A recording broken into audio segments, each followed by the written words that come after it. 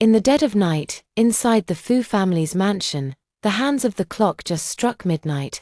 Ava sat alone in the living room, gently blowing out her birthday candles, quietly ending her 25th birthday. As she had expected, she was alone. Half an hour later, Ethan returned home, as always. A light was left on for him. Ava didn't mention her birthday, but quietly prepared slippers for him, took the suit jacket he handed her, and ensured the meal was still warm and the bathwater ready. Ethan's expression remained as cold as ice. He didn't even glance at the food on the table, walking straight towards the bathroom. However, only a moment later, he emerged from the bathroom, his brow furrowed, his gaze fixed sternly on Ava. "Can't you even do the housework properly? Didn't I say there shouldn't be a single strand of hair in the bathroom?" Ava caught a glimpse out of the corner of her eye, seeing the bathroom filled with her own hair that had fallen out after her shower. The amount shockingly large, her heart tightened, and she quickly apologized. "I'm sorry, I forgot to clean." As soon as she finished speaking, she immediately got up and cleaned the bathroom spotlessly, until there wasn't a speck of dust left. Ethan then gave her a cold glance before stepping inside. Ava breathed a sigh of relief, holding his suit jacket, ready to return to the bedroom. Suddenly, a slip of paper floated gently from the pocket. She picked it up and saw that it was a plane ticket to Melbourne. Her hand trembled slightly, but in the end, she silently put the ticket back into the suit pocket. In Melbourne, there was Chloe, the woman deeply loved by Ethan, a woman she couldn't replace even after 3 years of marriage. In fact, she had long noticed that Ethan was going abroad more and more frequently, and friends had also told her that Chloe in Melbourne was about to get divorced and might return to China soon. Possibly rekindling old feelings with Ethan, she quietly walked into the bedroom, pretending not to know anything, and continued to iron the suit and hang it up. Soon, Ethan finished washing up and returned to the bedroom. Ava sat quietly in front of the dressing table, and he walked past her without even looking at her. Ava was used to this kind of neglect. A few minutes later, he took out a document from the drawer and slowly handed it to Ethan. "Let's get divorced tomorrow." Ethan looked down at the conspicuous divorce agreement and glanced at the expressionless Ava. A flash of surprise flickered in his eyes, but he quickly regained his composure, his brows furrowed. "What trick are you playing again?" Faced with his question, Jiang Luo squeezed out a pale smile. "I'm serious. Once he thought he could spend his life following Ethan, but in the end, he couldn't do it. I know you've always been dissatisfied with this marriage, so I've decided to let go." Let go? Ethan suddenly felt angry, knowing full well that Grandpa wouldn't agree to our divorce. "Yet you're still playing these tricks, Jiang Luo. If you really wanted to let go, you shouldn't have married me in the first place." Ava was stung by his ruthless words. Yes, 3 years ago, he did agree to the marriage out of selfish motives. Their statuses were vastly different. He was a privileged son of heaven, while she was just a daughter from an ordinary family. They shouldn't have had any intersection, but they were tied together by the same blood type. Ethan has a rare blood type. 3 years ago, he was in a car accident and in critical condition when Ava, who also has a rare blood type, donated blood to save him. Ethan is the sole heir of the Fu family. Concerned that something might happen to him in the future, the old Mr. Fu wanted to have a blood bank available. Seeing how deeply Ava cared for his grandson, he forced Ethan to marry her. For the dazzling heir to a wealthy family, besides sharing the same rare blood type, Ava was otherwise too ordinary. Moreover, he already had someone he loved, and he was unwilling to enter into this marriage.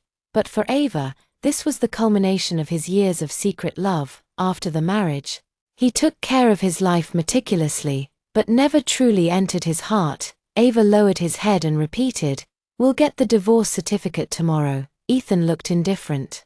"I don't have time to play games with you." In his view, Ava's words were not credible, just trying to attract his attention. If he didn't take the bait, he would have no show to perform. But when Ethan woke up the next day, he found Ava already dressed and waiting for him. She was wearing a bright yellow dress, a rare sight, with delicate, light makeup, sitting quietly in the living room waiting for him. She had gone without makeup all these years. But it turned out she could be so charming with a little dressing up. Ethan subconsciously glanced at her, Quickly looking away as she turned around, just as he was about to speak, Ava stood up and walked towards him. "I'm ready, let's go get divorced. After today, you'll be completely free." His calm tone shocked Ethan. It was the first time he had looked at Ava so seriously. He seemed to be verifying whether his words were true or false, but Ava's expression remained calm and composed. His unusual reaction made him finally realize that what he said this time was true. It wasn't until Jiang Luo really walked towards the door that he finally couldn't help but call out to him coldly, "Ava, are you serious?" Ava did not turn around, but simply replied softly, "I really want you to be free. Isn't this what you have always hoped for?" After saying that, he walked out without hesitation, as if he couldn't wait for the divorce. Ethan stared at his back, his eyes deep and inky. And a fire ignited in his heart, burning brighter and brighter. Seeing that he was about to walk away, he finally followed with a cold face. The two went to the Civil Affairs Bureau together. He was unusually quiet throughout, and the whole process went unusually smoothly, until the final step of signing and stamping. Ethan turned his head and saw Ava staring blankly at the form, thinking she had changed her mind, and couldn't help but sneer. Ava heard his sarcastic laughter, came back to her senses and quickly signed her name. The whole procedure took only 10 minutes. Walking out of the Civil Affairs Bureau, holding the divorce certificate in his hand, his mood suddenly became complicated. He had actually divorced her, and Ava walked to the car and opened the trunk. Only then did he see that she had even brought her luggage. She carried the suitcase to him and said gently, "As usual, your blood type is special. Be careful when I'm not around in the future. Try not to get hurt. I've prepared a lot of band-aids and gauze at home. If you get hurt, remember to stop the bleeding in time. Also, the clothes you usually wear, I've hung them in the outermost layer of the closet in the kitchen, and the porridge I cooked for you this morning. Remember to drink it when you get back." After explaining everything, he looked at him calmly and said, "I'm leaving." With that, he forced a smile, picked up his luggage, and left without hesitation. Watching his resolute figure, Ethan's mood suddenly became a little chaotic, but this emotion was too strange. He tried to suppress it, until Ava's figure completely disappeared. He looked at the empty street ahead, and suddenly sneered. He wanted to see how long he could last this time. Ethan simply didn't believe that Jiang Luo had really let go. Back at the company, he quickly put this matter behind him, and after being busy with work, he seemed to have completely forgotten about Ava, until he returned home in the evening and saw the empty villa. With no one to prepare slippers for him in advance, and no one to help him take off his coat, did he suddenly realize that he and Ava were divorced, just this morning. Ethan walked silently into the living room and saw the maid coming out of the kitchen. "Sir, dinner is ready." He nodded and walked over, but after taking the first bite of chicken, he immediately spat it out. "Why does it taste so bad?" He frowned as he looked at the food in front of him. It tasted completely different from what he usually ate. The maid said awkwardly, "The meals you usually eat are all made by the madam herself. The madam left us the recipes she wrote before leaving this morning, so it may take a few days of practice." Ethan suddenly felt a little irritable, got up and said coldly, "Forget it, just bring a cup of coffee to the study." As a result, when the maid brought in the brewed coffee, he took a sip and spat it out again. Before he could ask, the maid took the initiative to say, "Sir, the coffee you usually drink is always made by Mrs. Ava herself." Ethan suppressed the irritability in his heart. "Get out." His work efficiency was unusually low today, and he simply turned off the computer and went back to the bedroom with a dark face to sleep. The servants were all puzzled. When the madam was at home, the master never had a good face. Now that the madam is gone, the master's mood doesn't seem to have improved, but instead makes their work more difficult. The next day, when Ethan got up, he found that even the scent of the shirt he was going to wear was wrong, and his face completely darkened. When he went out, he saw the servant sorting out a large bag of things. "Sir, these are all the things that madam didn't take away. Should we throw them away?" Ethan looked over and realized that there were many sticky notes inside, with notes on how to take care of him, categorized by topic. He didn't like black coffee and hated mint-scented detergents. He liked light and less oily food, but not chicken soup. He didn't like being disturbed while working, But he needed to be reminded to drink water, item by item, no matter how trivial. Even washing his shirts had many steps. Looking at these dense words, a strange feeling suddenly rose in his heart. Ethan had to admit that, apart from his emotions, he had lived comfortably in every other aspect for the past 3 years. He used to take it all for granted, never thinking about how much Ava had put into it behind the scenes. It wasn't until he left and his life suddenly became a mess that he had to face these things. Thinking of the scene of being forced into marriage 3 years ago, he suppressed the fluctuations in his heart and returned to his indifferent attitude. All thrown away, just some records of household chores. What is worth keeping? Then he didn't look at those things anymore and went straight out to the company. As evening approached, my phone suddenly rang. It was a call from a group of friends. The line was noisy, and they had somehow learned about Ethan's divorce and were clamoring to celebrate his newfound freedom.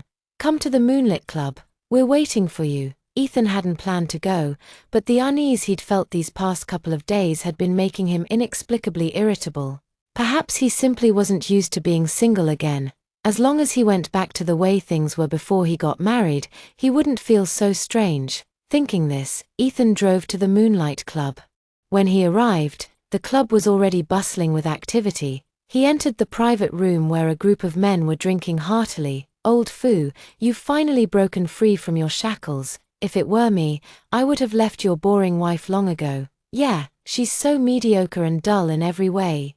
I don't know how you put up with it for 3 years. Indeed, she's not comparable to Chloe in any aspect." As everyone knows, Ethan wasn't happy with Ava. They were talking back and forth. But Lucas stood up to stop them from continuing. He and Ethan had the best relationship. Having grown up together since childhood, Lucas's views on love were different from those of this group of playboys, and he had the mildest personality. After sitting on the leather sofa with Ethan, first, I confirmed, "You guys are really divorced." Ethan poured himself a glass of whiskey and nodded nonchalantly. Lucas sighed. "Actually, I think your wife is pretty good, although she's a bit boring. She really loves you and cherishes you. Don't you really regret it?" Ethan seemed to have heard something absurd. "Regret? Don't you know how much I loathe her?" Although the words were heartless, Lucas knew him too well. From the moment Ethan walked into this booth, he could see her discomfort, and couldn't help but advise again.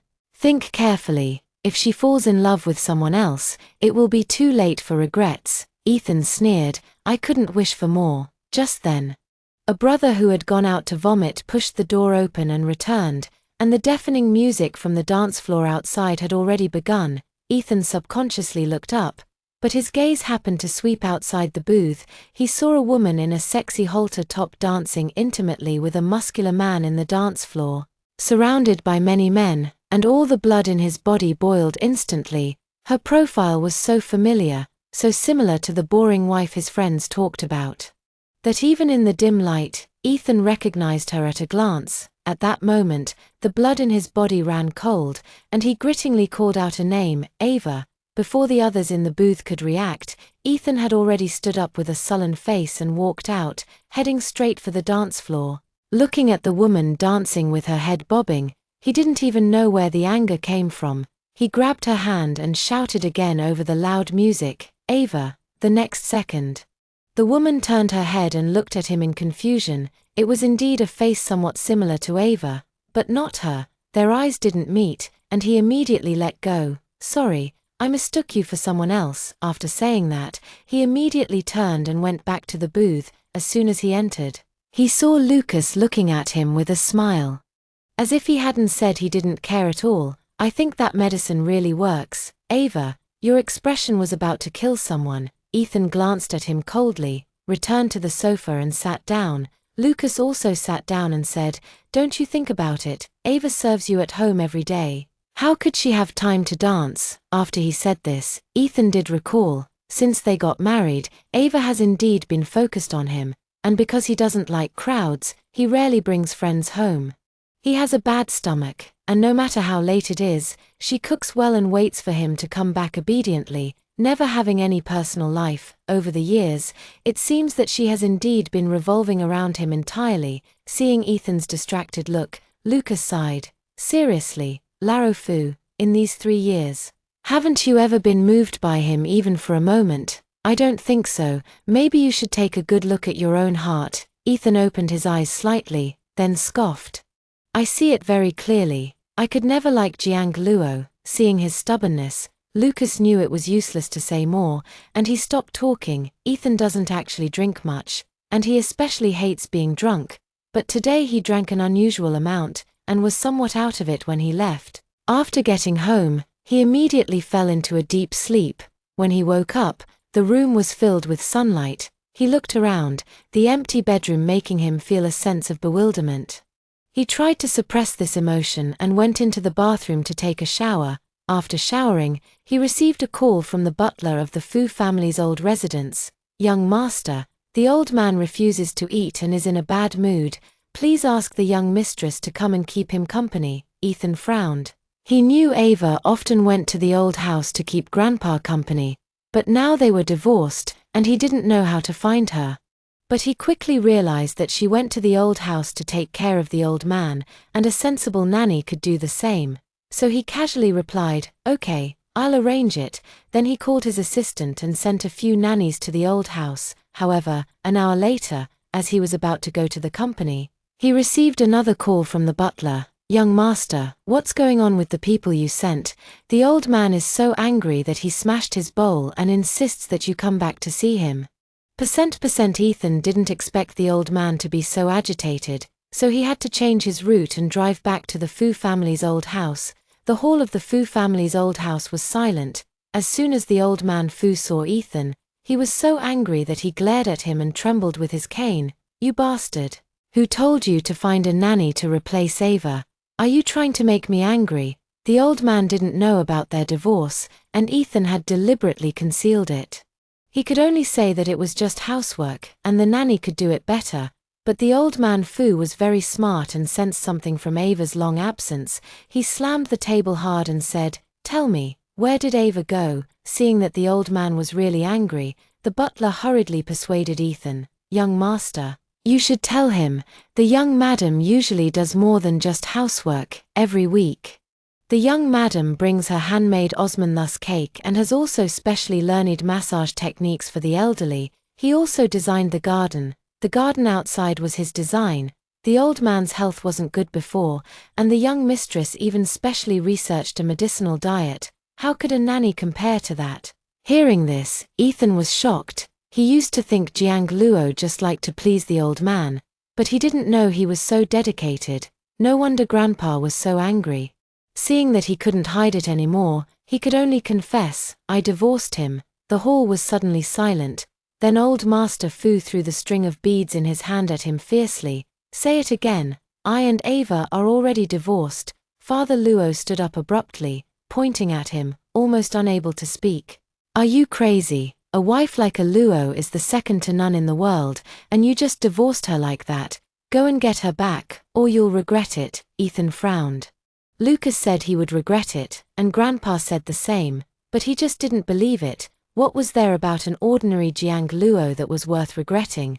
"I won't go to him. He proposed the divorce anyway." After speaking, he left directly, ignoring the old man's anger. Back at the company, he was still a little uneasy. Ava used to be dispensable to him, but since the divorce, she has always made him upset. Suddenly the phone rang. It was an unfamiliar number. Maybe because too many people have mentioned Ava recently, he subconsciously thought it was her calling. He immediately answered the phone, but he didn't hear the gentle voice he imagined, but another familiar voice. "Yang Cheng, I'm back in China. Can you pick me up at the airport?" "See you at the airport in half an hour." Ethan saw a tall, beautiful woman waving to him happily, then running to his side, Chloe intimately took his hand. He had been longing for her return to the country for a long time, Ethan, but he found that he was not as happy as he had imagined. He took the luggage and smiled stiffly. "Let's go." Chloe was very perceptive and immediately noticed that something was wrong with him. She then thought of the news she had recently heard about his divorce from Jiang Luo. She pretended to ask casually, "I heard you and Ava got divorced." Hearing this name, Ethan was stunned for a moment and nodded faintly.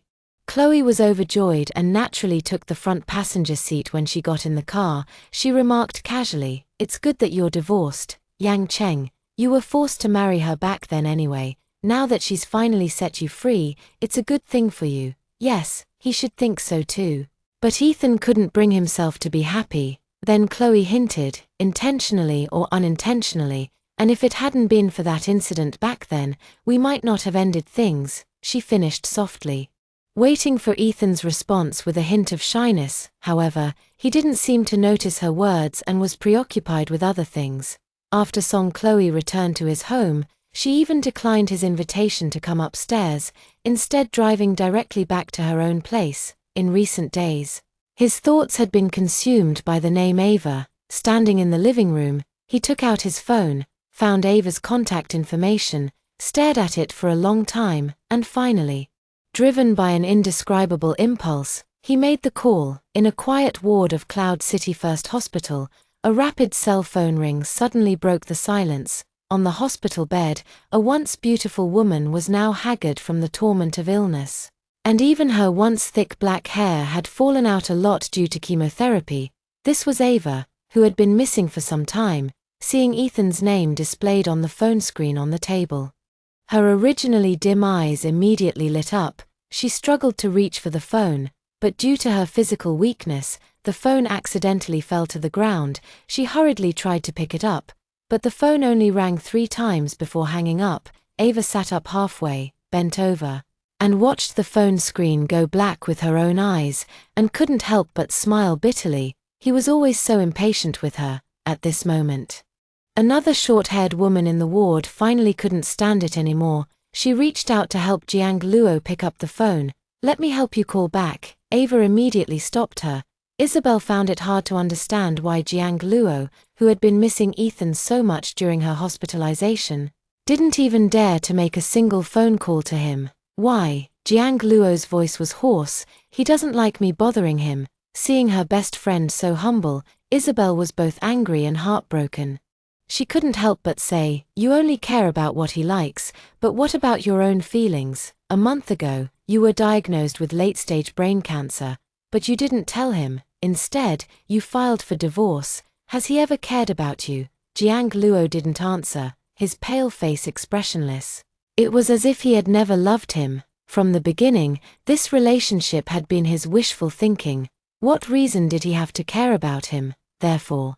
When he learned a month ago that he had a terminal illness, he didn't consider telling him, but chose to give up the marriage. She knew her days were numbered, and without answering Isabel's question, she just smiled weakly and changed the subject. "Xiao Bing, how much of my bucket list has been completed?" Knowing that his life was coming to an end, he had made a bucket list, hoping to fulfill those unfinished wishes before he passed away. He reached out his thin hand, wanting to open the drawer and take out the bucket list, but he couldn't muster the strength. Isabel couldn't help but tear up at his difficult movements. "Don't say such things. You still have a long time." Ava struggled to sit up. Even breathing became difficult. He looked at the wish on the list. "To see the first snow. It's December now, and it's uncertain when it will snow." Ava coughed a few times, each cough intensifying the pain throughout his body, and he said dejectedly, "I'm afraid I won't be able to wait." Isabel cried, choking as she helped him lie down. "You'll see it. You definitely will." By the time he finally calmed down, the tissue was stained with bright red blood, a shocking red that Ava had become accustomed to. He gasped for breath, leaning against Isabel's arms. "Xiao Bing, I really want to see the first snow, but it's a pity I've never had anyone to watch it with. Every winter Ethan always comes home very late and never watches the snow with me." Isabel gently stroked his thin back, crying even harder. "Okay, I'll watch it with you, and neither of us is allowed to break our promise." Ava didn't answer. He leaned against Isabel's arms and fell unconscious again. Half an hour later, Isabel went to the doctor's office to inquire about Ava's condition. The doctor sighed, saying it would only be a matter of days, and the family should prepare themselves. Isabel's body stiffened, and she asked tremulously if there were really no other options. The doctor shook his head, telling her to prepare for the funeral. In the president's office of the Fuji Group, Ethan held a stack of documents in his hand. It wasn't until he finished signing them that he realized every document was signed with Ava's name. He was shocked and immediately threw the documents away. Looking at the papers all over the floor with Ava's name on them, he suddenly realized how long it had been since Ava had appeared in his life. Could it be that she had really left this time? He should have felt relieved, but he found only irritability in his heart. He stood up with a cold face, but just as he was about to rise, a sharp pain suddenly came from his stomach. Immediately afterward, he fell forward.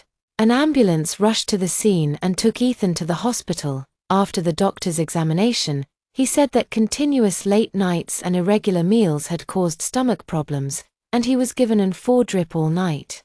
The next day, Ethan woke up, and his complexion finally looked a little better. The assistant bought breakfast and said, "Vice President, your stomach problems haven't recurred for a long time. You must be careful this time." Ethan's dark eyes moved slightly, and he couldn't help but think of the time when Jiang Luo was around.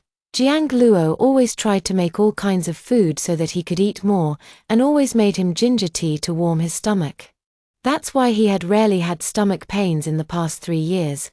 But after Jiang Luo left, no one would take care of him like that anymore. It seemed he was really gone, disappeared without a trace, returning everything he had once taken onto him. The pressure was almost suffocating Ethan. He recalled his grandfather's increasingly poor complexion during his recent visits to the old house. Ethan reached up and pressed his brow, finally unable to resist speaking after a long silence. "Contact Ava." The assistant was slightly surprised. "You want to find Madam?" Ethan didn't answer, only awkwardly said, "If you get in touch, say the old man is looking for her." Seeing the president's unpleasant expression, the assistant didn't dare to ask more, and simply nodded in agreement. Before long, Ethan was ready to be discharged. As he left the ward, he seemed to hear someone crying out Ava in the hallway. He stopped in his tracks and looked around. But the voice seemed to be a hallucination. Ethan frowned, feeling that he was truly muddled from being sick. At this moment, Chloe called, and he immediately answered, then strode into the elevator, and just the next second after the elevator doors closed, in the innermost ward on this floor, several doctors rushed out pushing a stretcher, followed by a tearful Isabel. On the stretcher, Ava was covered in blood from vomiting. With traces of blood still on the corners of her mouth that hadn't been wiped clean, they hurriedly pushed her into the emergency room. After what seemed like an eternity, the light above the emergency room door finally went off. This was the 3rd emergency this week. Isabel watched with red eyes as the doctor wheeled Ava out.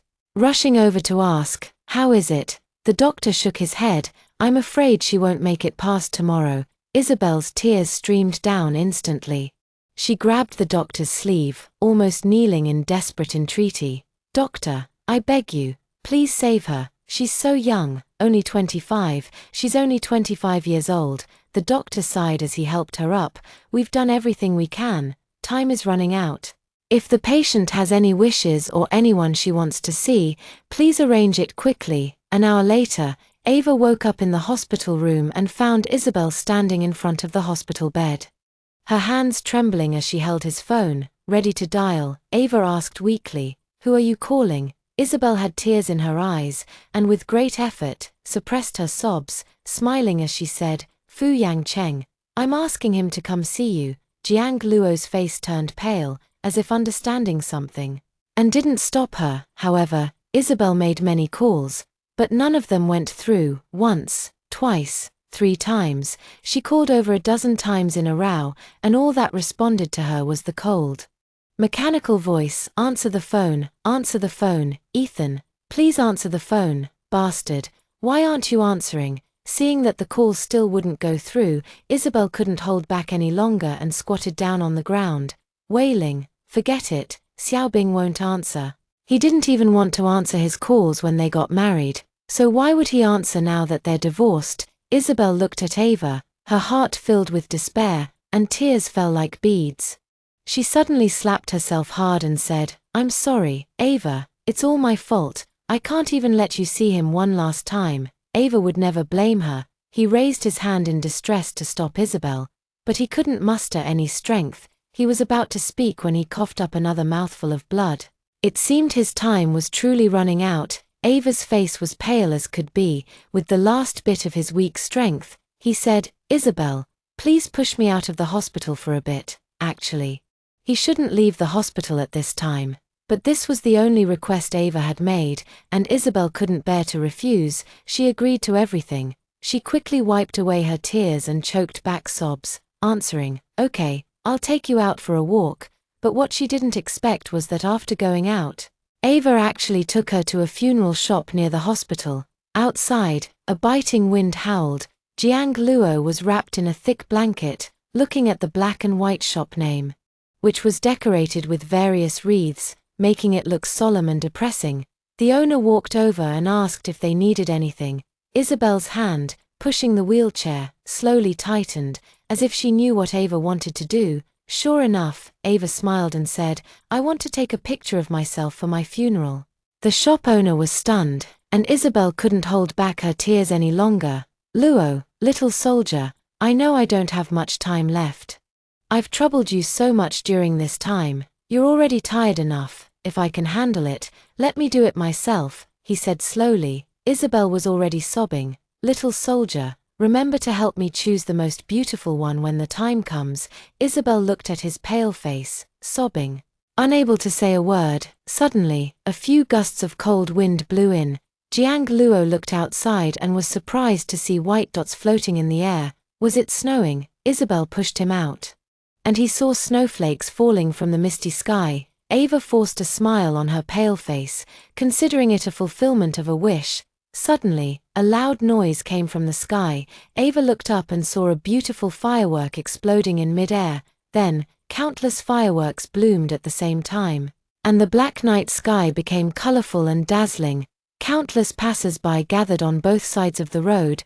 Several young girls passed by Jiang Luo, discussing enthusiastically, saying that the president of Fuji had booked the fireworks for the whole city to celebrate his girlfriend's birthday. How envious, Ethan. Oh my God, I didn't expect such a handsome person to be so romantic. It would be too happy to be his girlfriend. Ava heard these words and then remembered that today was indeed Chloe's birthday. His pale face froze for a moment. So it was all Ethan showing to Chloe. His visions suddenly blurred. He suddenly remembered that there was also an item on his wish list to see fireworks. He finally saw them today, but they were being displayed by Ethan for Chloe. The pain from the cancer rampaged through his body, but at this moment, the feeling of heartache still took precedence.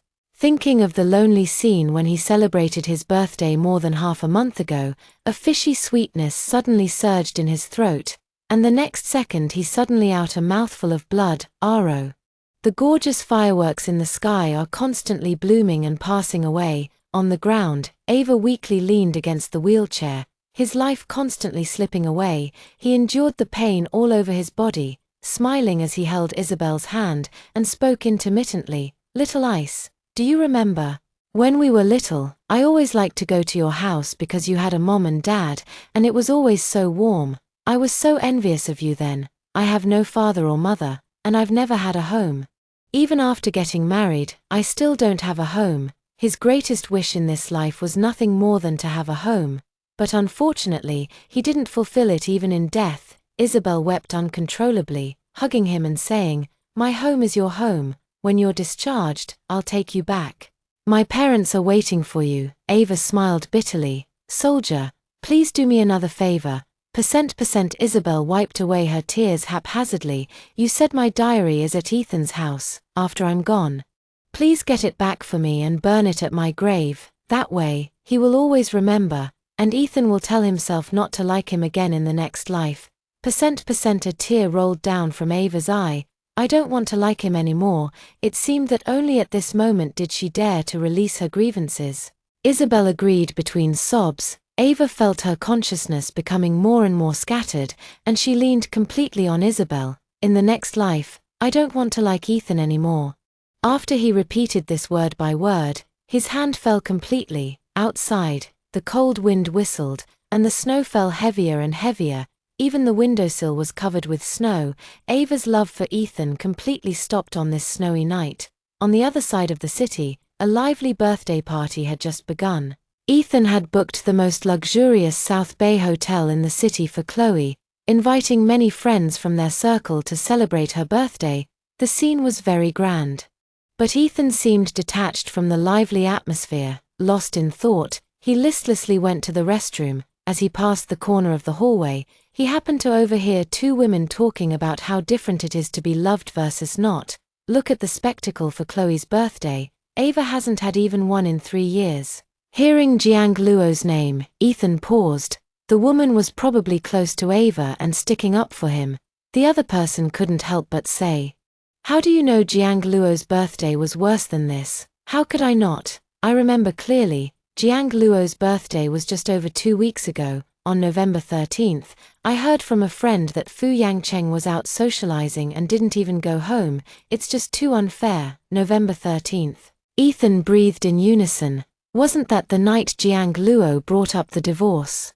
That was his birthday. He stood there stunned, a mix of emotions welling up in his heart. Over the past 3 years, he had indeed never remembered Ava's birthday, let alone thrown him a birthday party, and that night, he even sarcastically criticized him for not cleaning the house properly. Thinking of this, he felt a pang of regret. Over the years, he had indeed been a bit too much towards Ava. Admittedly, he didn't like him, hated that he occupied the position of a wealthy wife.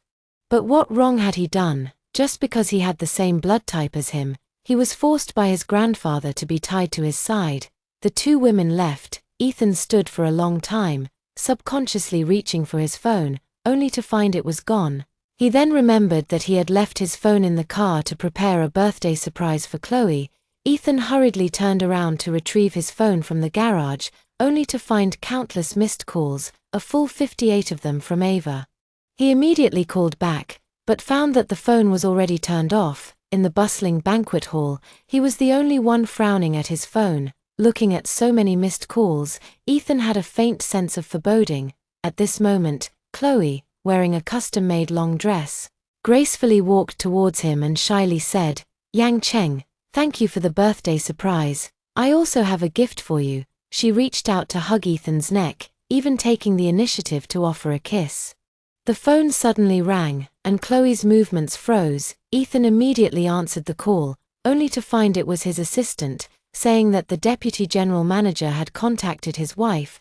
This short sentence completely stole all of his attention. After hanging up, he pushed away Chloe, who was trying to hug him, and left hastily with an apology. Ethan drove back to the company immediately, but when he saw the message Ava had sent to his assistant's phone, his handsome face suddenly darkened. It turned out that the assistant had only received her message, which read, "Sorry, Ethan and I are divorced, so I won't be going back to see the old man. Please send my regards to Grandpa." Seeing this businesslike reply, Ethan felt a surge of anger in his heart, so much so that he almost smashed his phone. Finally, he gritted his teeth coldly and said, "Keep calling her." He couldn't explain why. But he just couldn't stand Jiang Luo's attitude of wanting to completely break off all contact with him. The assistant contacted Ava again, but just like his previous call, the phone was still switched off. Looking at Ethan, who was sitting in his executive chair with a grim face, the assistant couldn't help but say that the vice president's wife might really be heartbroken this time. In fact, even he could see clearly that the madam had been taking meticulous care of the president in recent years, but the president was just too indifferent. There were times when even he felt that the madam's heart must be cold. Was it because you didn't visit her when she was hospitalized for an alcohol allergy last time? Ethan suddenly looked up and said, "Did you ask what hospitalization?" "It was the last time we cooperated with the Shingyuan group. You weren't feeling well at that time." But the madam knew that this cooperation was very important to the company. She personally went to talk to Sun, the general manager of Shingyuan. That general manager Sun is not a good person. Knowing that the madam can't drink, he still forced her to drink. In the end, the madam was taken away by the ambulance. Ethan stood up abruptly. "Why didn't anyone tell me about this?" The assistant trembled. "Madam told me not to say anything, and I thought he would tell you himself." Ethan's eyes darkened, but he suddenly remembered the day Ava came home with a pale face and reeking of alcohol. He had wanted to say something to him at the time, but Ethan had walked away with a look of disgust, and even went to the guest room to sleep that night. Now that he thought about it, he had just come home from the hospital that day. Remembering the sad look in his eyes that day, he felt a pang in his heart. Ethan kicked the table hard, not knowing who he was angry with, and roared, "Find the person who forced him to drink." In less than half an hour, director's son was brought before Ethan. Ethan looked down at him, his fierce appearance intimidating. He picked up a bottle of high-proof liquor and forced it into director's son's mouth. "You really like drinking with people, don't you?" How could the man not realize that he had offended him because of Ava? But didn't everyone say that the Fuji president didn't care about his wife? "Vice President, I was wrong.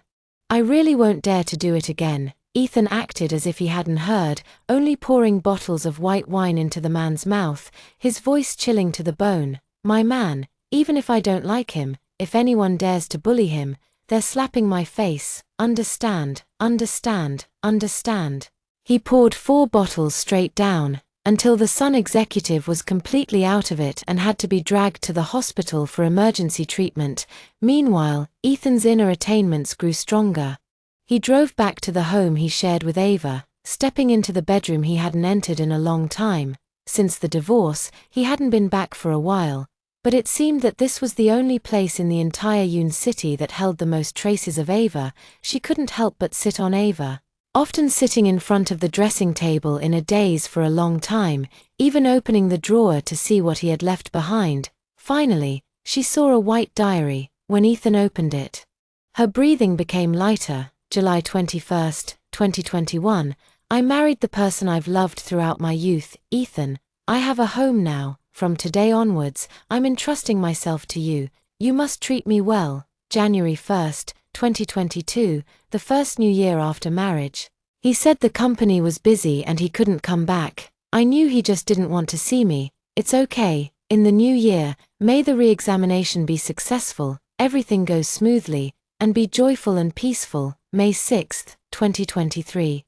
"He seems to like chicken soup. That's great. I will work hard to learn more dishes that he likes to cook for him in the future. Today, I bought 10 cookbooks back home. I wonder if it's enough. No, I'll buy 20 more tomorrow. I'll make different dishes every day, so he won't have stomachaches because he doesn't want to eat." On October 11, 2024, he went to Melbourne again, and heard that Chloe was getting divorced. He has flown more than 90 times in the past 3 years, all to see him. 3 years, and I still can't warm this heart. Maybe I should let go. November 13, 2024. "I plan to file for divorce today. Ethan, your happiness diary ends on his birthday." Ethan read through each entry, his hand clenching the diary tightly. His affection for him went from fervent at the beginning to utterly desolate later on, even reflected vividly in this diary. For some reason, his heart suddenly tightened, and he felt a little breathless looking at the sentence. "Ethan, you must be happy. He has really made up his mind to leave." Ethan was extremely uneasy. A sense of panic as if he was about to lose something suddenly surged in his heart. His face was pale, and he immediately made a phone call to send people to find Ava. No matter what method they use, they must find him. He hung up the phone, staring blankly at the diary, his heart surging with countless complex emotions. From this day on, Ethan began searching for Ava like a madman. However, no matter how many people he sent out, he couldn't find any trace of him. He seemed to have disappeared out of thin air, but he just wouldn't give up, as if he were possessed. Until Lucas couldn't stand it anymore. "Ethan, what are you doing? Don't you hate Jiang Luo? Then what the hell are you doing now?" Ethan didn't even know what he was doing, and said in a cold tone, "I don't love him, but I want to find him. Only I can end this relationship. Why can he just leave?" Looking at his stubborn and defiant appearance, Lucas was about to scold him to wake him up, but Ethan's phone rang first. Isabel. Ethan had a vague impression of her, as if she was a friend of Jiang Luo's. He immediately answered the phone. "Is Ava asking you to find me? You tell him, don't play those push and pull tricks anymore. Tell him to show up quickly." On the other end, Isabel's voice was devoid of emotion. "Do you want to see him?" Ethan's eyes narrowed. "Where is he? Bring Jiang Luo's diary and come to Fenghuang Road to find me, and I'll let you see him." After saying that, she didn't give Ethan a chance to say another word and immediately hung up the phone. During this time, he had been carrying Ava's diary with him every day. Upon hearing this, he immediately dropped his shovel and walked out with the diary. Lu Ju watched his hurried figure and sighed deeply. Ethan quickly drove to the address specified by Isabel. When he saw Isabel, his expression carried a huge, incomprehensible sorrow. Isabel reached out to take the diary, but Ethan said coldly, "Let me see Jiang Luo first." His eyes were red as he said miserably, "Okay, come with me." He walked forward on his own, and Ethan followed him, only to realize that he was being led to a cemetery. With each step, his heart trembled, and his tall body couldn't stop shaking. Finally, Isabel stopped in front of a newly erected tombstone. Ethan stiffly turned his head. After seeing the words on it, he was filled with a bone-chilling cold. The name Jiang Luo was clearly written on the tombstone. Ethan felt an unspeakable discomfort, as if something was stuck in his throat. It wasn't exactly heartache, just a feeling of great distress. But soon, he looked at Isabel and suddenly smiled wryly. "Are you and Ava trying to trick me here?" Isabel suddenly felt that Ethan was not only unfeeling, but also lacked basic conscience. The words he spoke were full of sarcasm. "Ethan, do you think we would joke with you about something like this? You're too self-righteous. You need to remember that it's your Fu family that can't do without our Jiang Luo. It's you, Ethan, who can't leave Jiang Luo, not Jiang Luo who can't leave you." Immediately after, Isabel reached out to Ethan. "Give me the diary." Ethan held onto the diary tightly with one hand, and upon hearing Isabel's words, suddenly didn't want to hand it over, because he knew this might be the only thing Ava had left for him. Seeing that Ava also wanted to take it back, Ethan instinctively wanted to hide the diary behind his back. Isabel, seeing this, said, "Ethan, don't you dislike Jiang Luo? What are you doing with his things?" The question she asked, even Ethan didn't know the answer to. He just felt like he couldn't give her the diary, couldn't let himself only be able to see Ava through memories. Ethan gradually realized that he didn't want Rosh to leave him completely. He seemed to have developed a very strong sense of dependence on Ava. Perhaps because Ava played so many different roles in Ethan's life, Ethan felt that Ava was the one he should marry. As for Chloe, he suddenly seemed to lose all interest. What was wrong with him? Ethan didn't know what was wrong with himself, but there was a voice in his head telling him not to give this diary to Isabel. Ethan made up an excuse and said, "I found this first, so it's mine. Why should I give it to you? If I'm going to give it to anyone, I'll give it to them myself." Jiang Luo Jubin chuckled, then glanced at Ava's black and white photo on the tombstone, and said, "Okay, then go find her yourself. I won't stop you." Ethan's face turned rather ugly. Not in his usual icy way, but like he had been constipated for a long time, his face turning ashen. Perhaps this is what happens when people don't cherish someone while they're alive, and then pretend to be concerned at their tombstone after they die. Isabel, taking advantage of Ethan's inattention, tried to snatch Jiang Luo's diary from Ethan's hands, but he reacted and easily dodged her. For some reason, Ethan's eyes were already bloodshot. Seemingly very unhappy with Isabel's behavior of snatching his things, "Isabel, I'm giving you some leeway for Ava's sake, since you are her friend, but I've said it before, the diary is mine. If you want it back, have Ava come and get it herself." Isabel didn't understand what Ethan meant by this, but she felt that Ethan still thought they were putting on a show for him. Since that's the case, if she can't get the diary, Isabel won't force it. If you want to keep it, then keep it, anyway. You'll never see Ava again. If you want to return the diary to Jiang Luo yourself, then go find him, preferably to die in a deserted place. Ethan ignored him, remaining in the same posture, silent. In fact, even Ethan couldn't sense it, couldn't sense that he would be sad because of Ava's departure. He simply felt, purely felt, that his side seemed to be missing Ava, making everything go wrong and making him unaccustomed to doing anything. But clearly, before meeting Ava, there was no existence of Ava, so why didn't he feel unhappy doing anything back then? The thought that Ava might really leave, the thought that Ava wouldn't be by his side, made Ethan's heart clench with pain. At this moment, Isabel saw Ethan shed a tear and was first a little surprised. But soon her face was full of sarcasm and dissatisfaction. "The person is already gone. What's the point of you pretending here?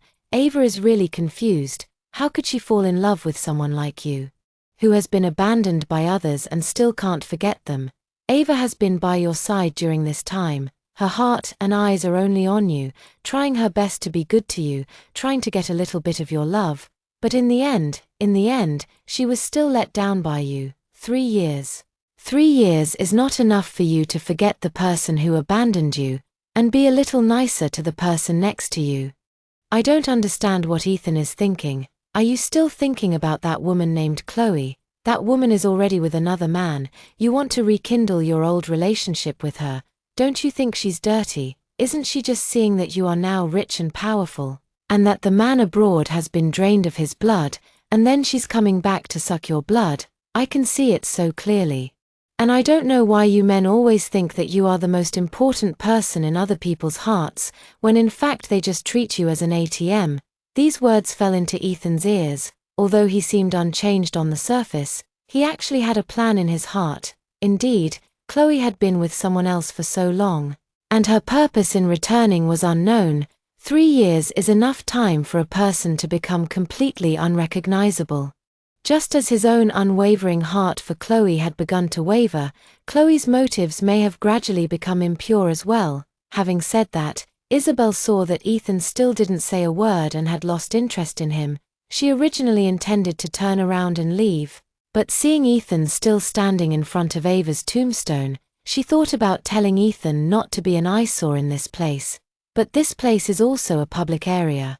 And Isabel knew that she didn't seem to be qualified to drive Ethan away on behalf of Ava, so she had to stand in front of Ava's tombstone and say a few more words. Ava, the diary, I can't get it back from Ethan's hands for you. After all, I think things that he has touched would be dirty if burned for you.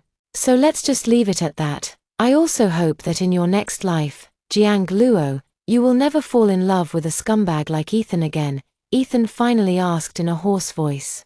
What did Ava say when she left? Isabel felt that there was no harm in telling Ethan about this, so she said she would never like you again, not in this life, nor in the next. Ethan's eyes when looking at Isabel didn't seem to be lying, but the less he seemed to be lying, the more Ethan's heart ached. How could Ava say such things to him, when she clearly liked him?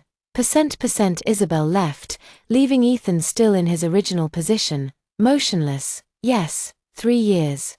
Ava spent 3 whole years on him. In these 3 years, Ethan had not done anything for Ava, nor had he given Ava a kind look, but Ava never cared about these things and was always as good to Ethan as ever.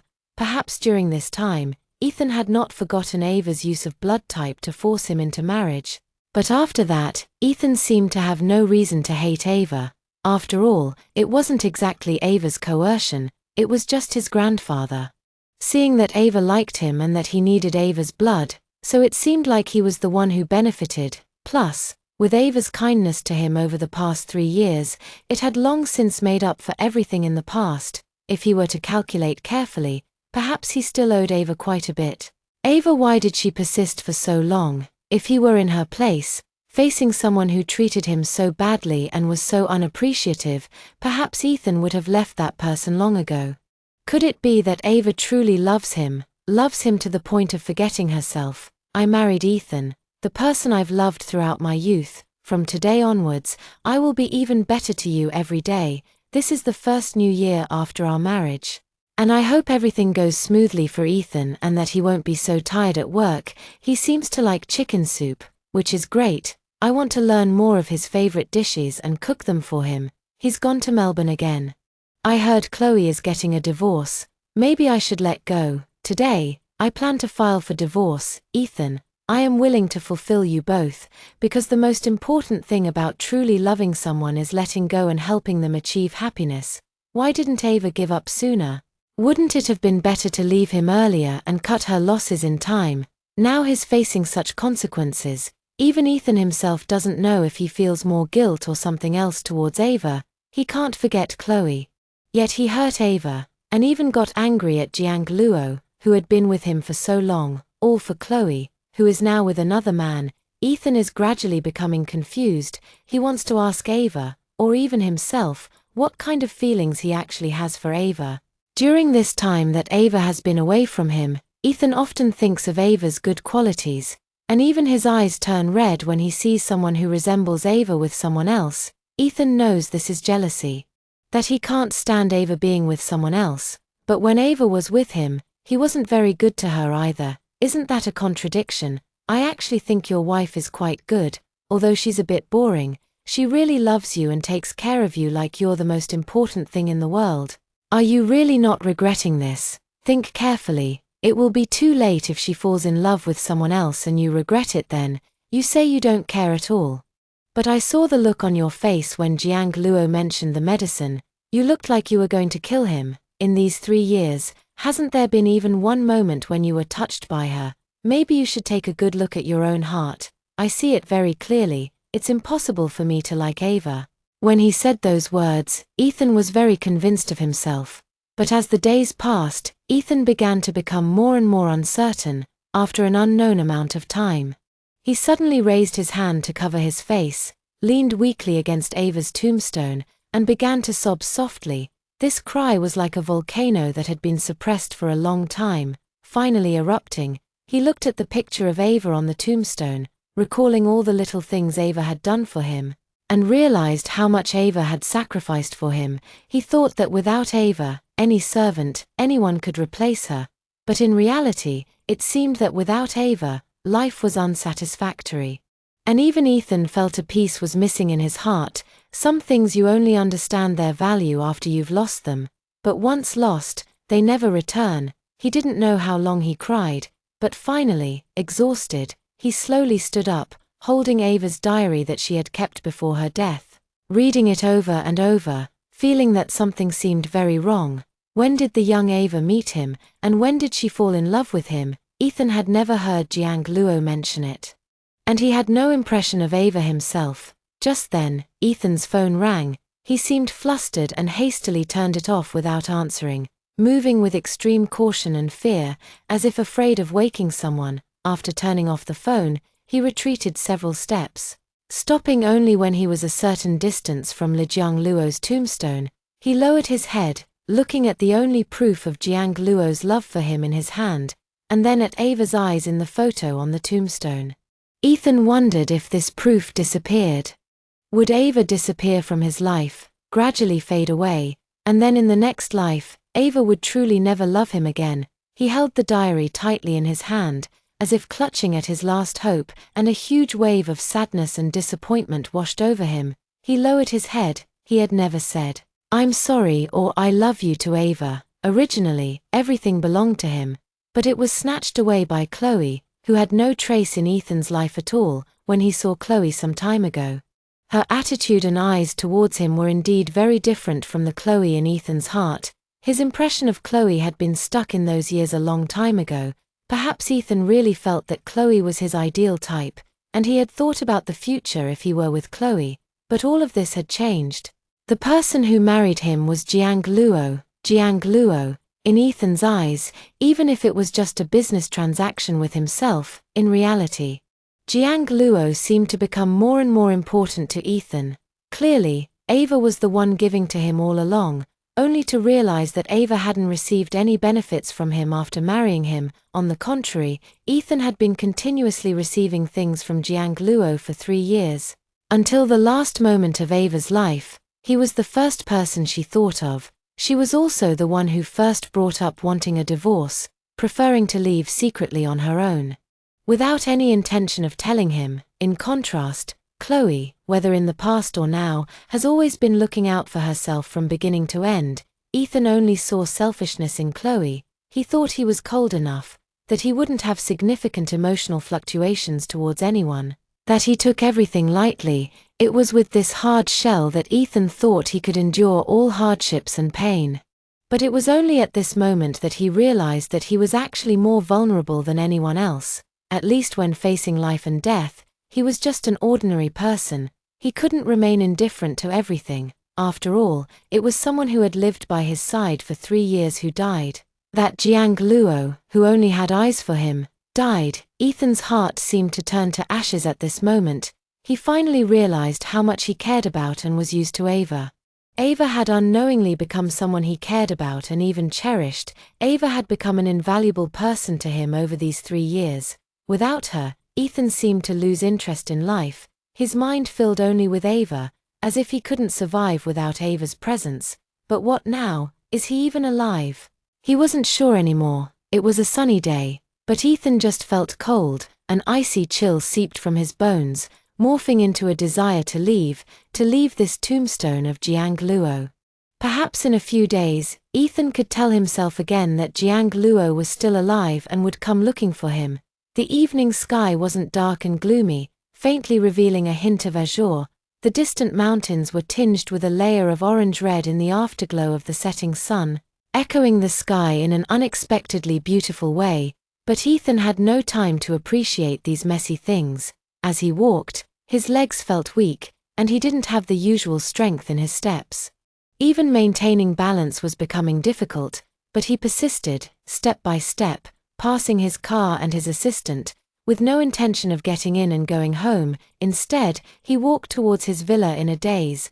The sky gradually darkened, leaving only a crescent moon hanging in the sky, emitting a bright, yellowish-white light. Under its glow, the twinkling stars paled in comparison. Finally, he reached his doorstep. No one turned on the lights for him. No one waited in the living room for him to come home. There were no freshly cooked meals, and no one who loved him deeply would open the door. Inside, it was dimly lit, lonely, and cold. He silently gazed ahead, his clear, deep eyes revealing a thoughtful expression and an unresolved sorrow. He hadn't been home in a long time, or at least he had never looked forward to returning to this home with Jiang Luo. But now, Ethan really hoped that he would see Ava cooking for him as soon as he got home. Ethan had never properly spent time with Ava, and rarely went back to chat with Ava. He even seldom entered Ava's room and had even thrown away some of Ava's things before. Ethan could only walk into Ava's room, looking at the place where Ava had lived, searching for traces of Ava's existence, as long as he forgot that he had visited Ava's tombstone today.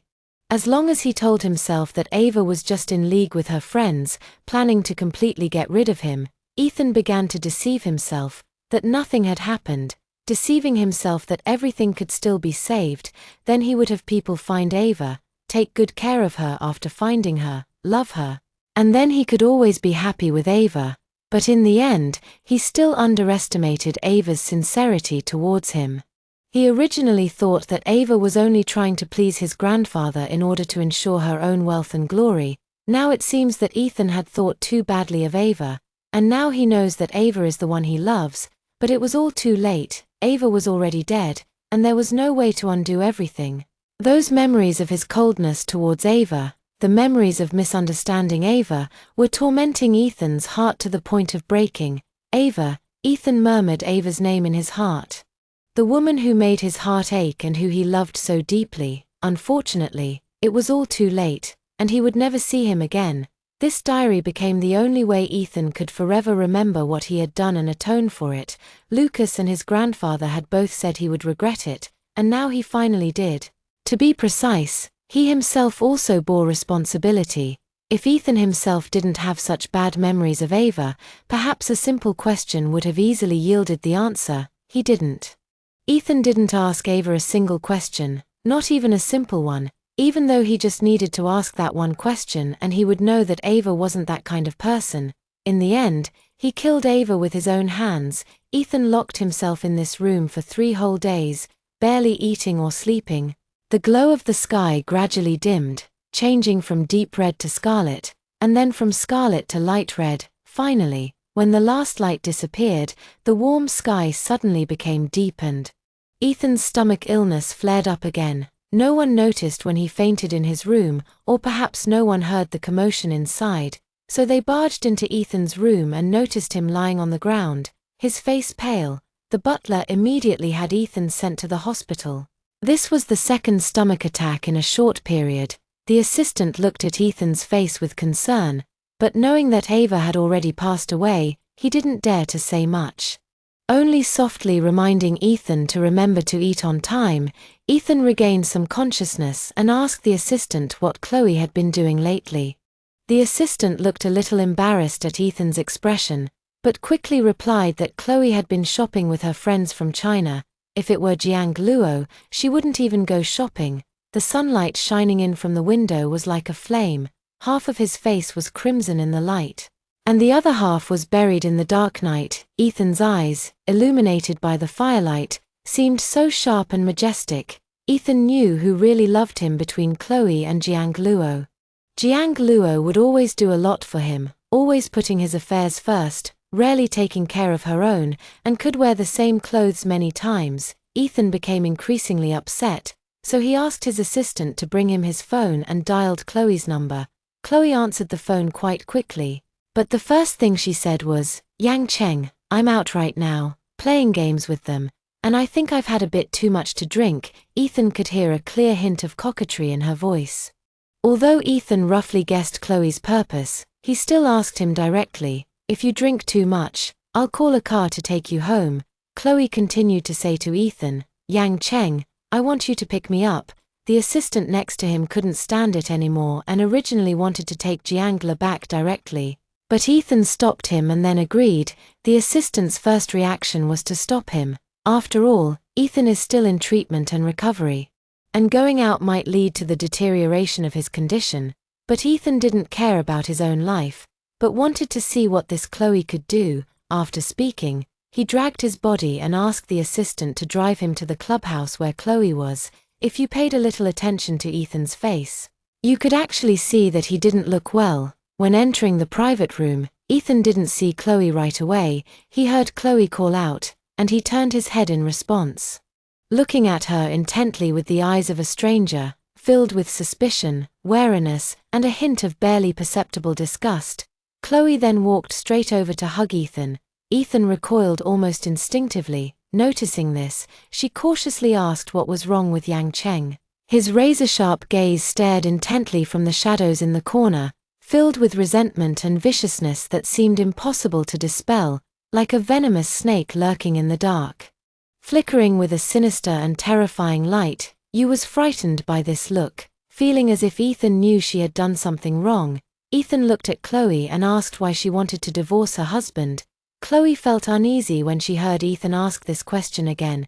If Ethan didn't know something, he wouldn't ask her this question so blatantly. Clearly, since he asked this question, it must be that the news had leaked from that side. She still wanted to struggle a bit. So she said it was because she didn't like him that she was divorcing. Ethan's eyes, as deep and still as a well, suddenly flashed with a subtle, barely perceptible brilliance. "Really, if you didn't like him, why did you marry him?" Chloe was speechless for a moment, anxiously trying to find a way to explain. But in reality, she already had no place in Ethan's heart. After all, Ethan's face was so pale, and she didn't say a word of concern. Wasn't this indirectly telling Ethan that?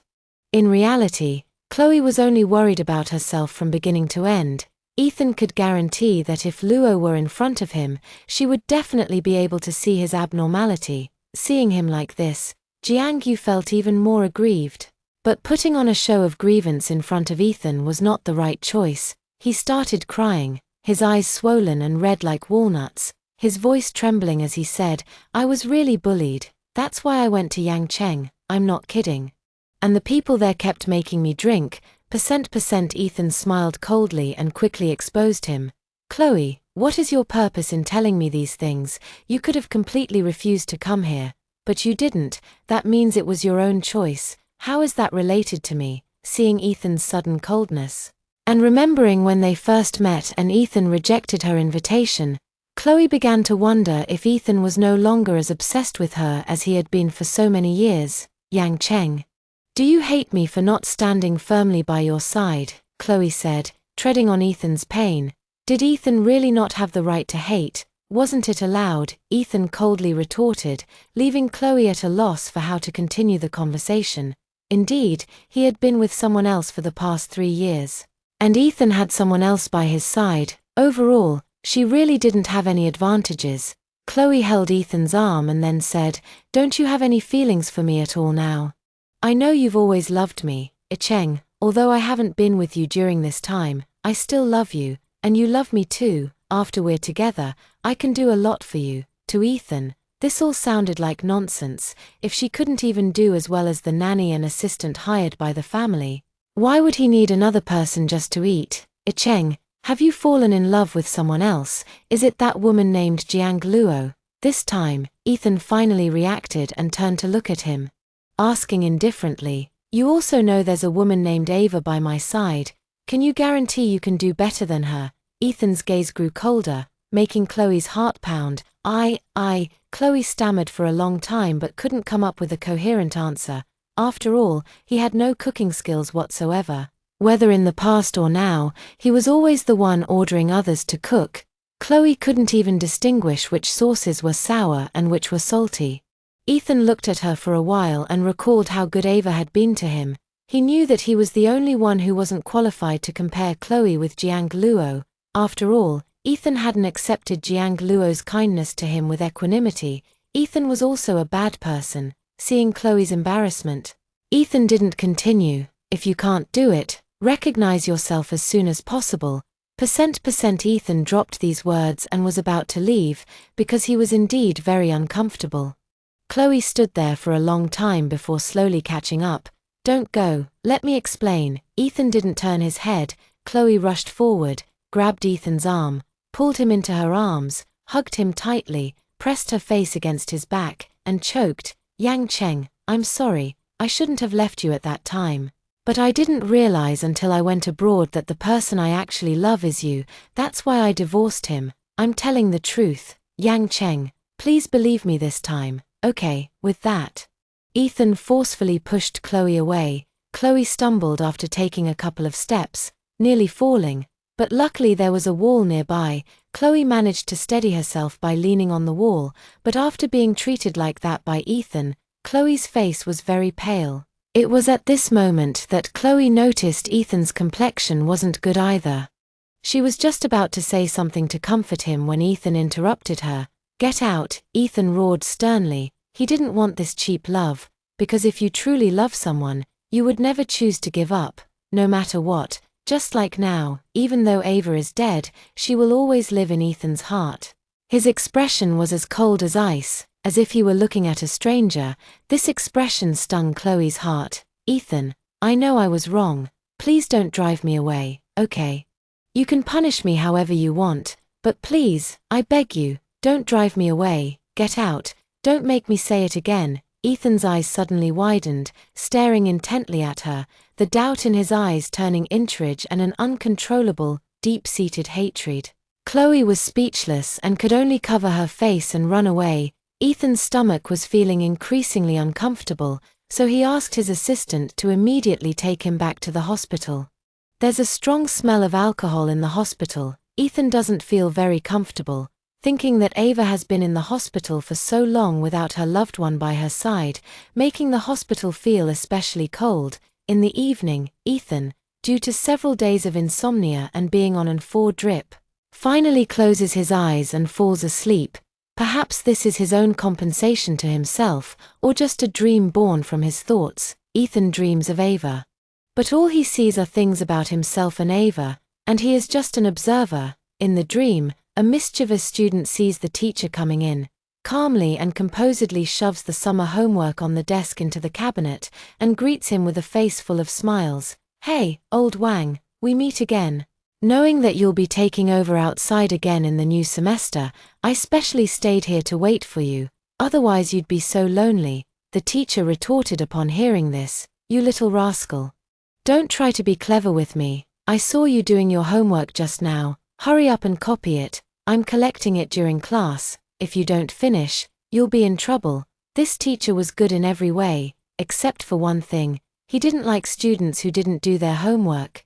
Whether it was copied or just scribbled, it had to be done. The teacher was usually good to everyone, so no one rebelled. Even though Ava didn't like studying, she stayed up late to finish her homework. Ava, hearing the noise, slowly woke up, propped herself up on her elbow, blinked her eyes, and said, "Good morning, teacher." Good morning. Although Ethan didn't know why he would dream of Ava as someone who didn't like to study, he was happy as long as he could see Ava again. Ava yawned, her eyes filled with tears.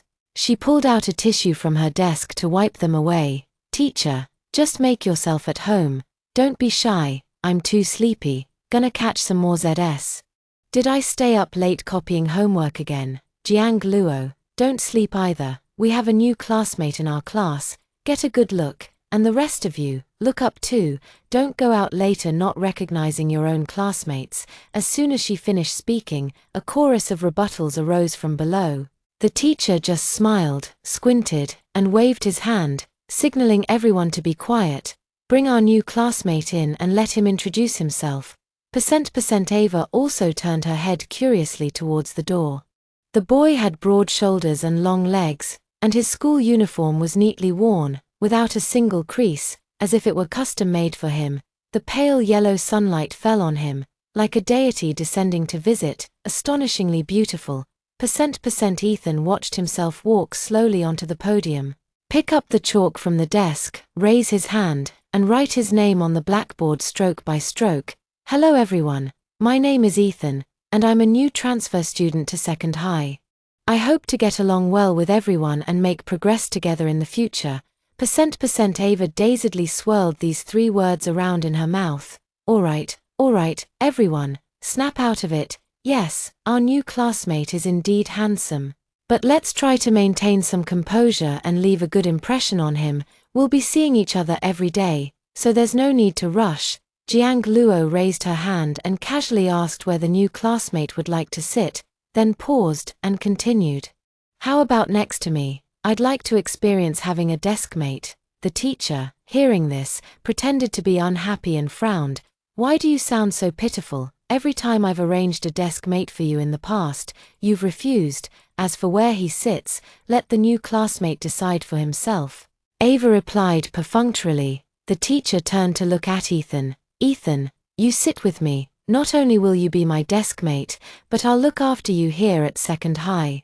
And I'll make sure no one dares to bully you." Ethan looked towards the girl sitting in the second-to-last row, her crimson lips parted, revealing a few teeth, and the little tiger teeth at the corners of her mouth were faintly visible.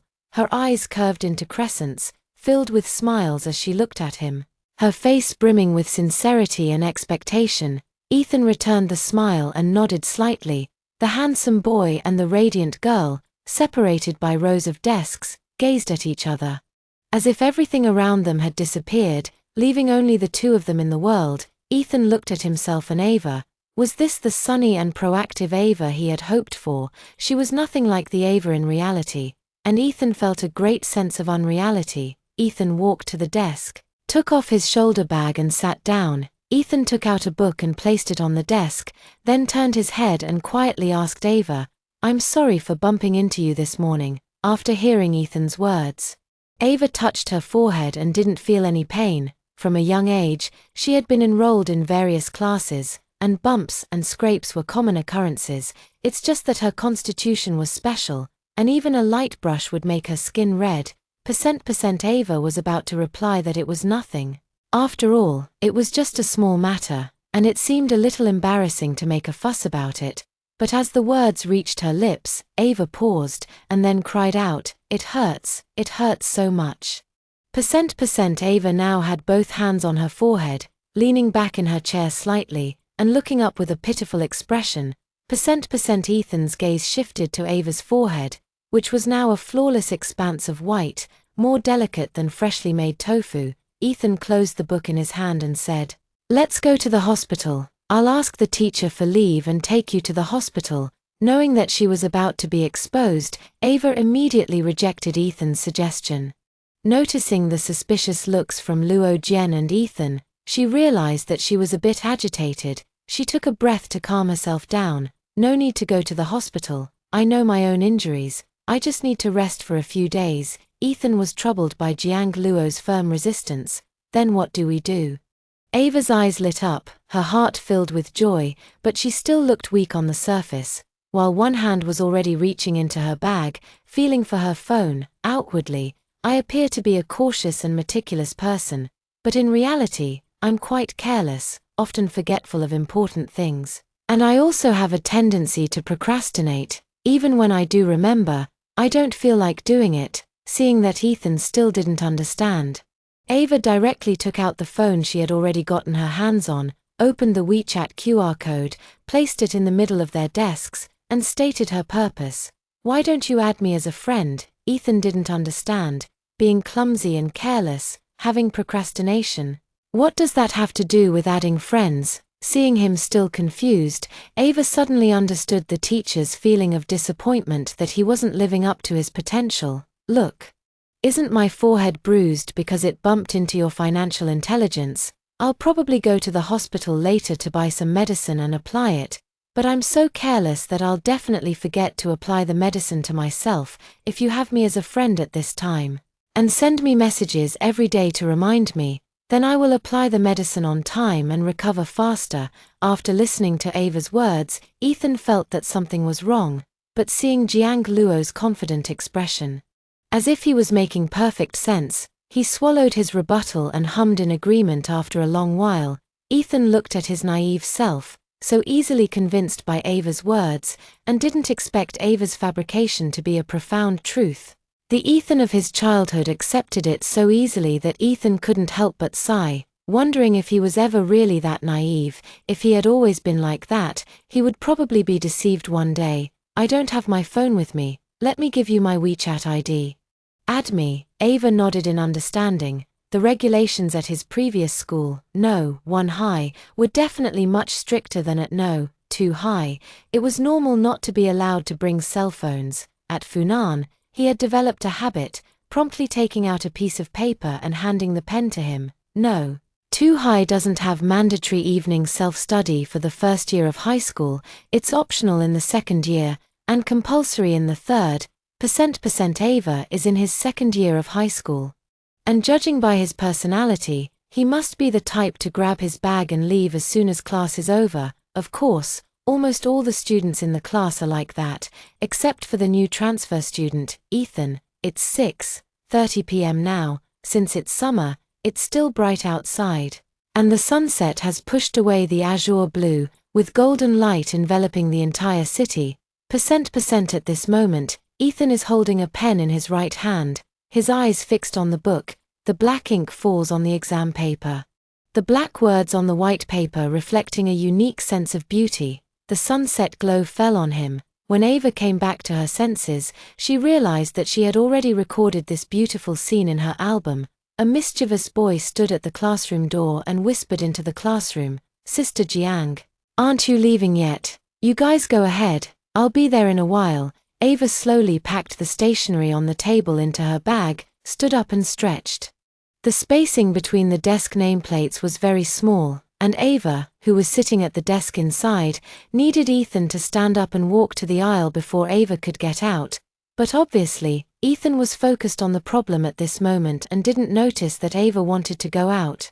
Ava had no choice but to gently touch his arm with her index finger and say, "Excuse me, I want to go home." Ethan got up as she said, and after Ava went out, he sat back in his seat and continued to work on the problems. Ava slung her bag behind her, carried it on one shoulder, took a few steps, and then turned back. "Are you staying until the end of evening self-study? Classmate, you're the only one left in our class, it'll be dark later. Aren't you afraid to be here alone?" Ethan's gaze didn't waver. He skipped Ava's first question and replied, "I'm very brave, and you should believe in science." "Okay, then I'm leaving.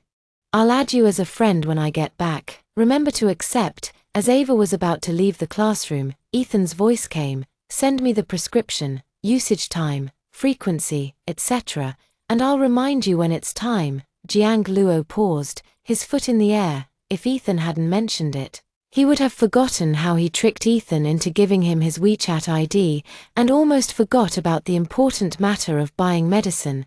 Turning around, he waved at Ethan with a smile, his gentle, girlish voice ringing out, "Okay, I got it." Then, his gaze shifted to Ethan, who had originally wanted to go out with Ava, but realized that if the younger version of himself didn't leave, he wouldn't be able to keep up with Jiang Luo. Due to the urgency of the matter, Ethan woke up in his dream, unsure whether what he experienced was a dream or a real memory. Undeniably, Ethan has never been Jiang Luo's deskmate. From childhood to adulthood, his deskmates have always been boys, rarely girls.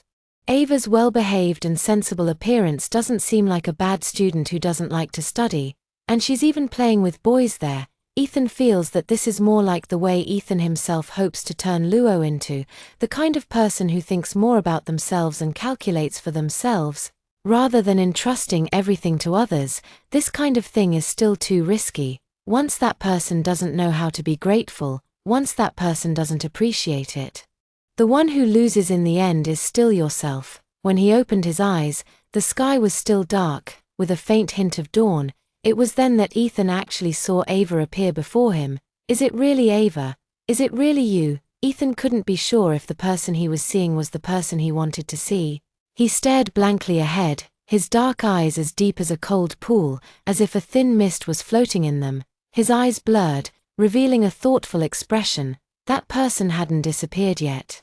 He knew Ava's feelings for him, so he was afraid that she was the person he wanted to see, afraid that he was just in a dream, because if he woke up, he would lose Goro again. Ava was expressionless in front of him, but if you looked closely, her eyes were a little red and her lips were a bit dry. After hearing Ethan's question, she replied after a while, "Yes." Ava nodded. "Your body is not well yet. If your stomach is acting up, you should eat something light.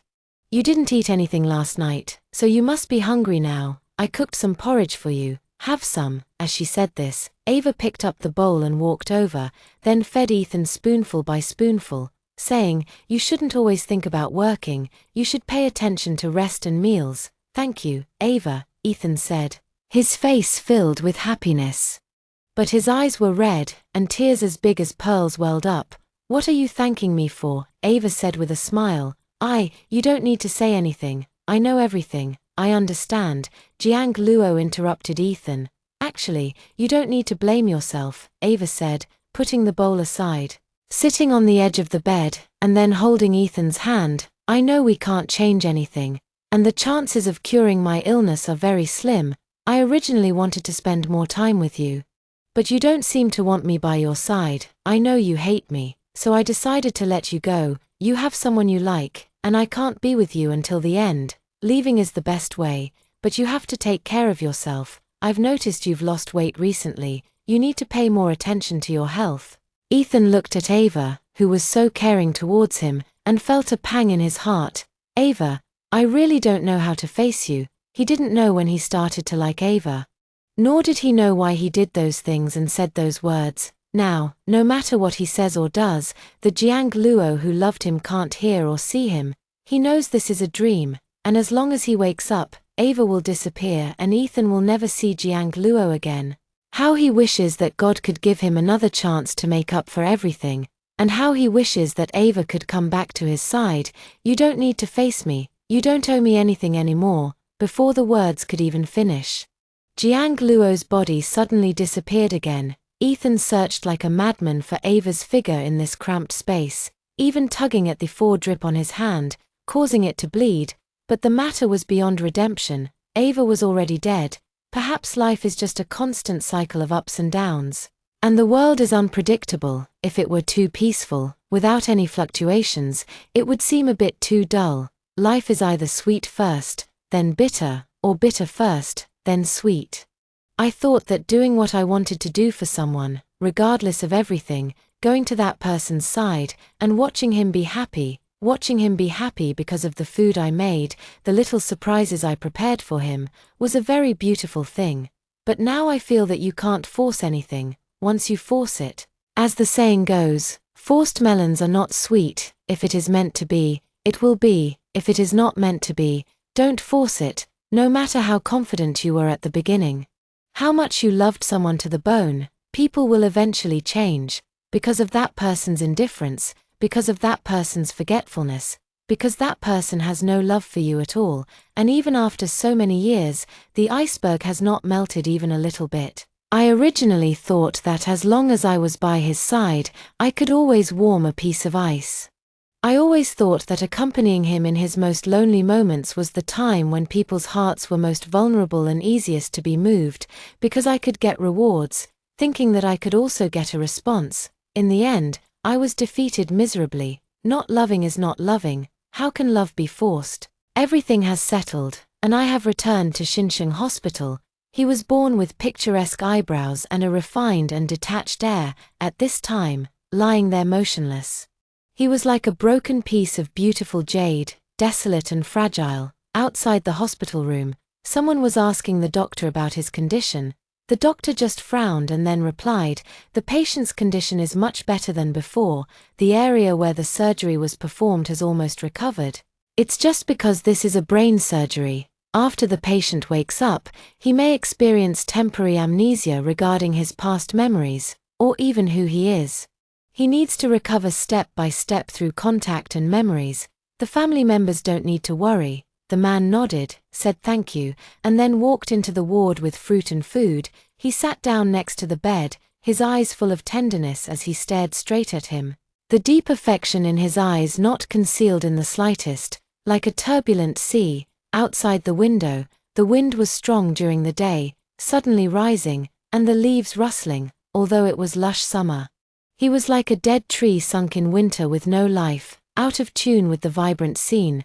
The man looked at him with heartache and asked softly, "Aluo, when will you wake up?" His deep eyes gazed at the person lying on the bed for a long time, gently lifting the stray hair by his ear. Then his heart kept praying that he would be safe and sound throughout his life. Jiyu Lin Yuan took out a cotton swab to moisten his chapped lips. His complexion was indeed much better than when he had just finished the surgery. Several months had passed since the surgery, but he still hadn't opened his eyes. Initially, the doctor said that he might not wake up, but Jiyu Lin Yuan firmly believed he would, so he stayed by his side, accompanying him until now. His physical condition had greatly improved, and the doctor said the patient might regain consciousness. Jiyu Lin Yuan knew that his efforts had not been in vain and that he would not leave so easily.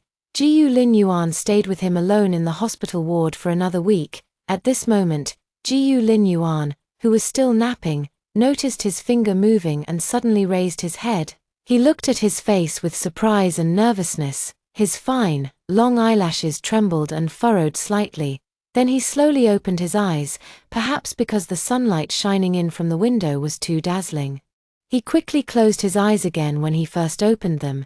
Jiyu Lin Yuan immediately got up and closed the curtains. When he opened his eyes, he saw Jiyu Lin Yuan standing in front of him. His first reaction was to stare blankly for a long time, and after examining Jiyu Lin Yuan, he slowly moved his lips and asked, "Who are you?"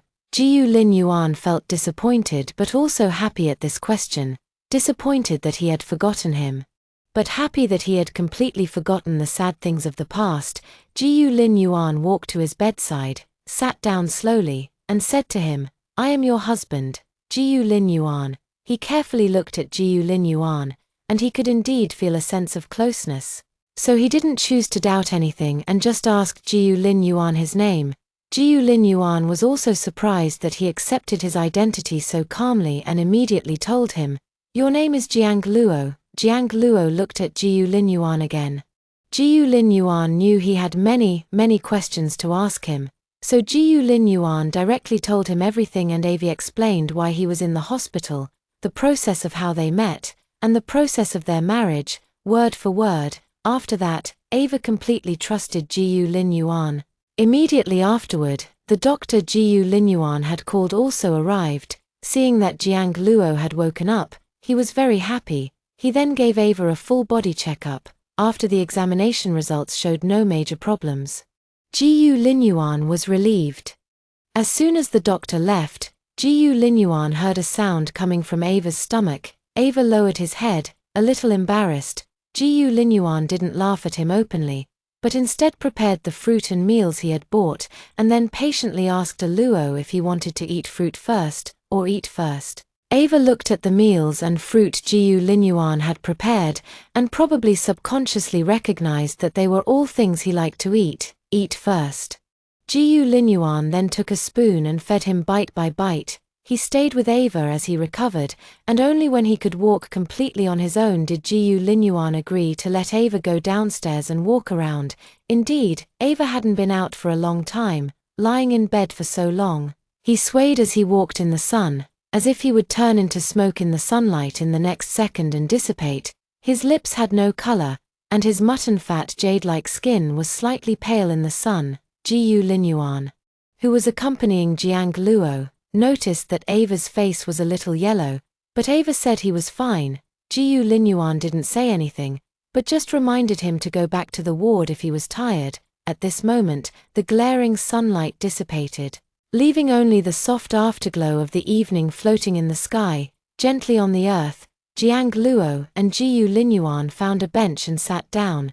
Then Ava secretly placed his gaze on Jiyu Linyuan, who was tying his shoelaces for him. Thinking about how much good fortune he must have accumulated in his past life to meet such a good Jiyu Linyuan. According to the doctor, Jiyu Linyuan would accompany him in the ward every day, eat all 3 meals in the hospital, and talk to him every day. Although Ava had no impression of his past memories, he thought that he must have loved Linyuan very much, otherwise it wouldn't make sense. After Jiyu Linyuan finished tying his shoelaces, he noticed that Ava was looking at him. He bent his eyebrows and asked Ava, "Are you looking at me, Luo?" Ava withdrew his gaze and smiled.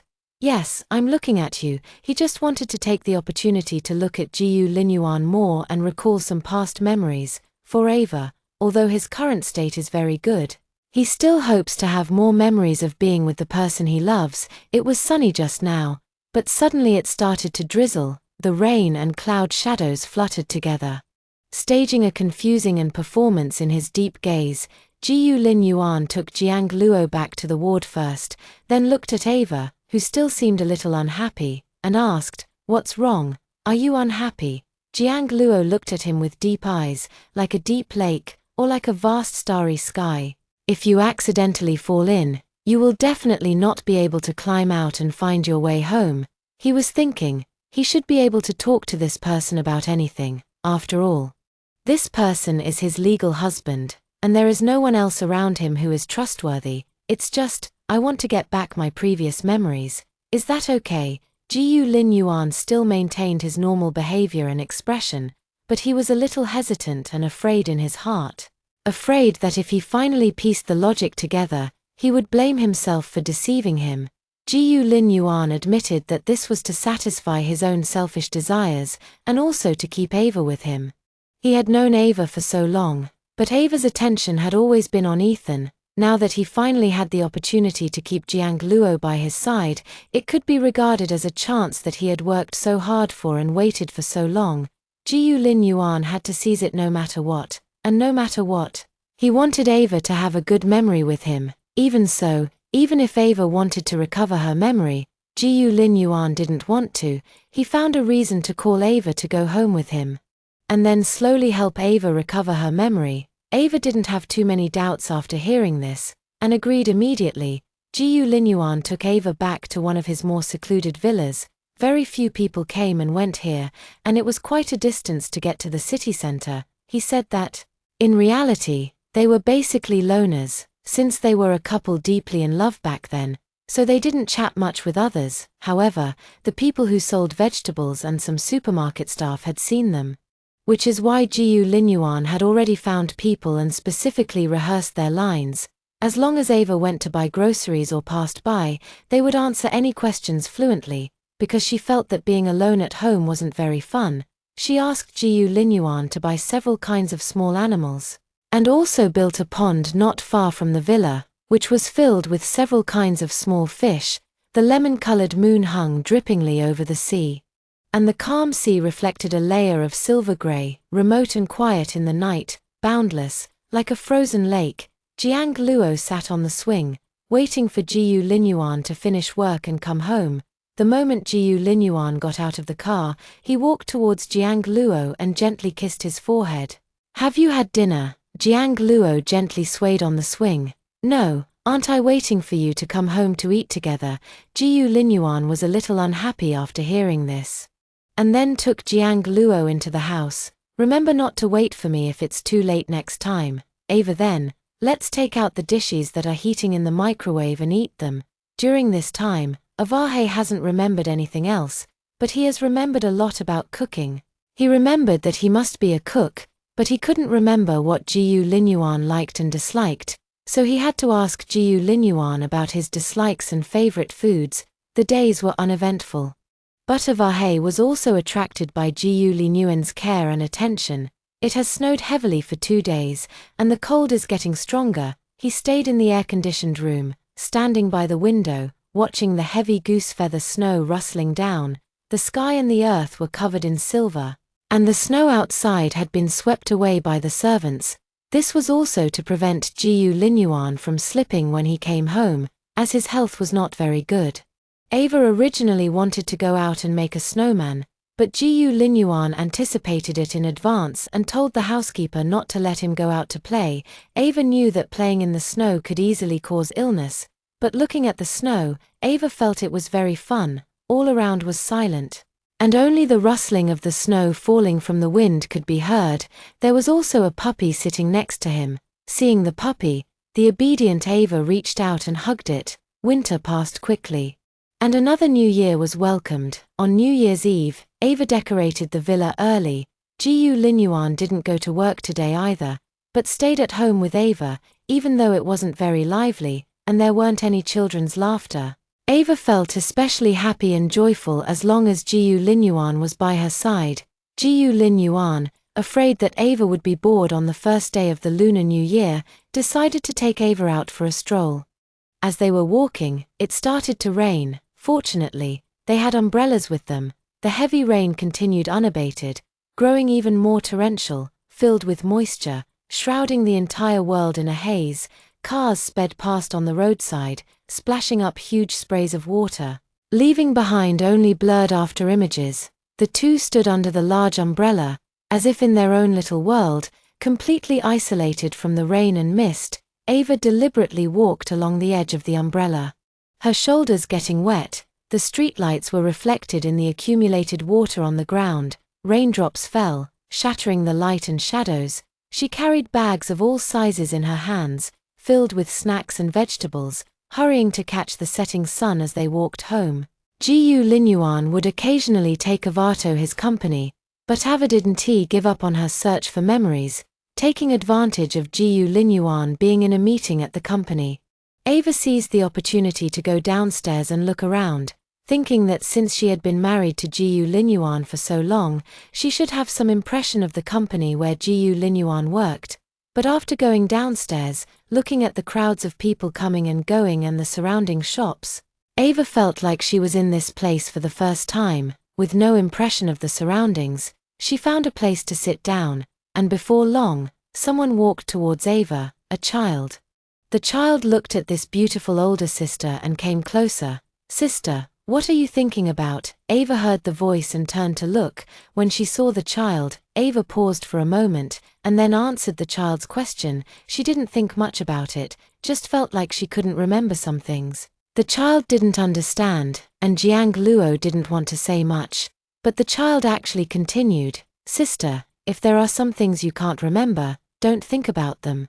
Look at me, I'm 12 years old now, but I don't have any memory of what happened before, but I'm still very happy, aren't I? Be happy, don't think about other things." After the child finished speaking, Ava remained motionless and didn't reply. Her eyes were fixed on the side of the road, as if she were looking at someone, and his heart suddenly began to pound. The light at night was dim, making it hard to see clearly, so it seemed like it was him, but he wasn't sure. The person was very tall and walked with long strides, his back ramrod straight, exuding a confident, almost cocky air, as if everything was under control and nothing could stop him. Ava was spotted by a child watching a man. As if she had thought of something, she left with a smile on her lips.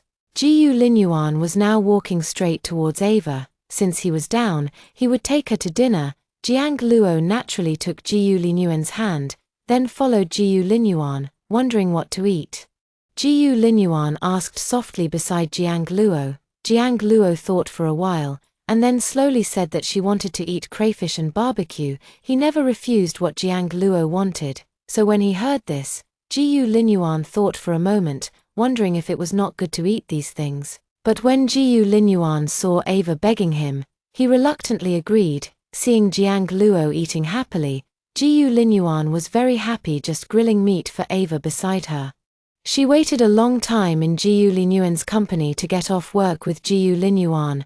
By that time, the afterglow of the setting sun was gradually dimming, and wisps of smoke rose in the distance. At night, Jiyu Linyuan didn't know when Ava bought the wine, but he saw Ava sitting in the moonlight, holding a glass. Dusk had completely fallen. The river surface was sparkling, the street lights on both sides lit up one after another.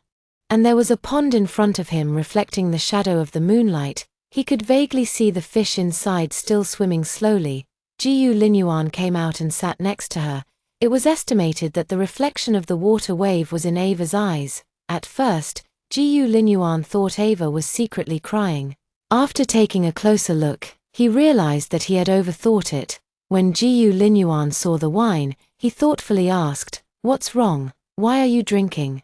Ava didn't answer Ji-yu Linyuan's question. Instead, she directly poured him a glass of wine, looked at the moonlight, and asked with forced lightness, "Do you know what it means to get what you want?" He took the wine, but didn't intend to drink it. He just gently smelled the aroma of the wine, and then held it in his hand, glancing at her indifferently. "What?" The moonlit night draped a layer of transparent gauze over the mountains and fields, making everything unreal, like a dream. Like a fairyland. Ji-yu Linyuan tilted his head and looked at Ava, waiting for her answer. Ava was deliberately being mysterious, deliberately stalling for time. Then, taking advantage of the free time, she took a sip of wine. After a while, Ava finally turned her gaze to Ji-yu Linyuan, seriously, resolutely. "It's when the person you like happens to like you back. The cake you want to eat right now is in the fridge. Instant gratification, immediate satisfaction." Having said that, he placed his hand on his shoulder, giving it a heavy pat, and said in a meaningful tone, "Life is short, enjoy it while you can." 2 years later, the vice president's meeting went very smoothly this time. "I believe it won't be long before we can sign the contract," Assistant Wang said with a beaming expression. His tone indescribably relaxed. %% Ethan didn't answer, but rested his elbow on the car window, gently flicked the ash from his cigarette with his fingertips, and watched the surging traffic on the street with an indifferent expression. The neon lights were bright and colorful, and the fragmented light and shadow cast three-dimensional features that were even more brilliant, and his deep eyes seemed to be filled with thick ink. Assistant Wang looked at his vice president's face, seemingly already accustomed to it. Over the past 2 years, he watched Ethan transform from the painful edge of a desperate struggle into a ruthless machine who only knew how to work. When Ava was still alive, Ethan's emotions could still be roughly distinguished, but after Ava passed away, the vice president always had the same expression, whether it was joy or anger. Assistant Wang withdrew his gaze and turned to look at the slowly moving vehicles. Before long, Ethan arrived at his partner's banquet hall. As Ethan walked in, the banquet was just beginning. The pale light from the crystal chandelier on the dome was somewhat dazzling, and Ethan frowned uncomfortably. Because of his outstanding appearance, Ethan attracted a lot of attention. As soon as he entered, Ethan casually took a glass of champagne from a waiter's tray, his slender fingers appearing coldly white in the light. The well-tailored black suit outlined his broad shoulders and narrow waist, and the sapphire whale-tail cufflinks at the cuffs made him look even more precious and compelling. The partner saw Ethan and quickly walked towards him. The two of them naturally had a lively conversation about business matters.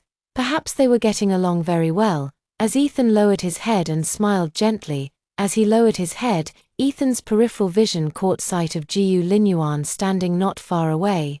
Ji-yu Linyuan also saw Ethan, but only gave him a fleeting glance before turning around to talk to other people.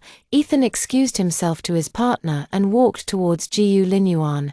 "Young Master Ji-yu, long time no see. What a coincidence." Ethan raised his champagne glass towards him, his demeanor impeccable. Ji-yu Linyuan smiled faintly and returned the gesture. "It is quite a coincidence." Ethan glanced subtly at Ji-yu Linyuan's attire, noticing the 50,000 yuan watch on his wrist, and couldn't help but feel a bit mocking. He thought, "I didn't expect Ji-yu Dashao's taste to become more and more simple these years." Ji-yu Linyuan raised his hand, gently caressing the watch face, his eyes showing a hint of subtle tenderness and a smile. "To be honest, this watch was a gift from my wife. It's not about the price, but the thought that counts, don't you think, Vice President Ethan?" A strange image flashed in Ethan's mind, something he had never seen before. He felt a little flustered, gripping his wine glass tightly, and asked with a hint of confusion, "You're married?" "Sorry, I'm not comfortable disclosing such personal matters." After saying that, Ji-yu Lin-yuan stopped talking to Ethan. It was already 9 o'clock in the evening when Ethan left the banquet. Freezing rain was falling faintly in the night. He straightened his slightly disheveled clothes and tablecloth, opened his umbrella, and walked outside, when he suddenly stopped in his tracks. He saw a woman with a great figure, dressed in casual clothes, holding a black umbrella, peering inside with her small head. Perhaps it was a bit cold, as the tip of her nose was a little red. For some reason, the woman also looked in Ethan's direction. In that sudden glance back, time seemed to freeze. The woman's porcelain-white skin seemed to glow faintly in the dark night, and her round, large eyes seemed to be covered with a thin layer of misty, hazy yet unforgettable. Ethan strode towards the fair-skinned woman, his heart pounding louder with each step. But before he could reach Ava, Ji-yu Lin-yuan draped his coat over Ava's shoulders. The subtle warm scent of cologne enveloping Ava, seemingly mixed with Ji-yu Lin-yuan's unique scent. Ji-yu Lin-yuan, stay away from her. Ethan finished speaking, rushing in front of Ji-yu Lin-yuan in one stride, throwing a punch. Yuan, are you okay? Jiang Luo quickly helped Ji-yu Lin-yuan up from the ground, her warm tone filled with indescribable anxiety. Ethan looked into those amber eyes, staring at Ava with red-rimmed eyes, his voice hoarse and low. Ava, I missed you so much, I really thought you. Ethan, I'm sorry, you've mistaken me for someone else. Ji-yu Lin-yuan stood up, bearing the bruise on his cheekbone, pulled Jiang Luo behind him, and then coldly said to Ethan. Ethan was momentarily speechless, standing there helplessly. The man's tall frame almost stumbled. A pale and somber look between his brows, the twilight was a hazy white, casting a layer of broken desolation over him. He could never mistake her identity. After all, Ava had been by his side for 3 years. And he could never forget Ava's appearance. Ethan seemed calm at the moment, but deep down, he had long harbored the idea of snatching Ava away from Ji-yu Lin-yuan. You say she's not Ava? Fine, Ava's blood type is very rare. If you let me take Ava to the hospital for a blood test and the result isn't a rare blood type, then I'll believe she's not Ava. This question hit the nail on the head. Ji-yu Lin-yuan couldn't allow Ethan to take her for a blood test. Because a person's name and appearance can be changed, can be lied about, but blood is indeed the most important, undeniable proof. Ava was a little surprised to hear this person, whom she was meeting for the first time, mention her blood type and call out her name. She vaguely guessed that this person probably knew her. But Ava simply stood behind Ji-yu Lin-yuan, neither speaking nor responding to Ji-yu Lin-yuan's words. Ji-yu Lin-yuan, holding Jiang Luo's hand, was about to leave, but was stopped by Ethan. Ji-yu Lin-yuan, if you don't give me a clear answer now, you can forget about leaving this place. Ava actually really wants to know who she is. When she saw Ethan for the first time, she did feel a very strong feeling. Her subconscious told her that she should know this person. But Ava couldn't remember, nor could she recall who this person was. Ava wanted to go forward and ask, because this was the only person in the last 2 years who had said they knew her. He really wanted to know, but seeing Ji-yu Lin-yuan's repugnance, Jiang Luo didn't know what to do next, and couldn't understand why Ji-yu Lin-yuan would stop him from contacting Ethan. This was the first time he had sensed such strong hostility and vigilance from Ji-yu Lin-yuan. What kind of relationship did this person have with him in the past? Ji-yu Lin-yuan saw that Ethan still refused to let go, and immediately warned Ethan, if you continue to pester us, do you believe I'll call the police? Ethan pointed to Ava behind him and said, I want Ava, not you. As long as Ava says she doesn't want to see me, I will naturally leave. Ji-yu Lin-yuan didn't dare to give the decision to Ava, because he was afraid that Jiang Luo would remember something about Ethan. Ava also felt that Ji-yu Lin-yuan didn't want her to talk to Ethan, and thinking that his memories of her were more important, he said to Ethan, I'm sorry, sir, I don't know you, so please let us leave. It's not convenient to stay outside in this rainy weather. Ethan heard Ava reject him and address him as a stranger, and felt a pang of pain in his heart. Ava, are you still angry? I didn't know before, I woke up too late. We were together for 3 years, and I actually fell in love with you during those 3 years. I just didn't realize my mistake. Ava, can you forgive me? We were together for 3 years. Ava became more and more confused. If the person who was with her was the man in front of her begging for forgiveness, then what kind of relationship did she have with Ji Linyuan, who was currently by her side? What 3 years, what being together? I don't even know you. Ethan then realized that the look Ava gave him was curious, doubtful, and also unfamiliar. He originally thought that Jiang Luo just didn't want to have anything to do with him, but after hearing this, Ethan realized that Ava had lost her memory and forgotten about him.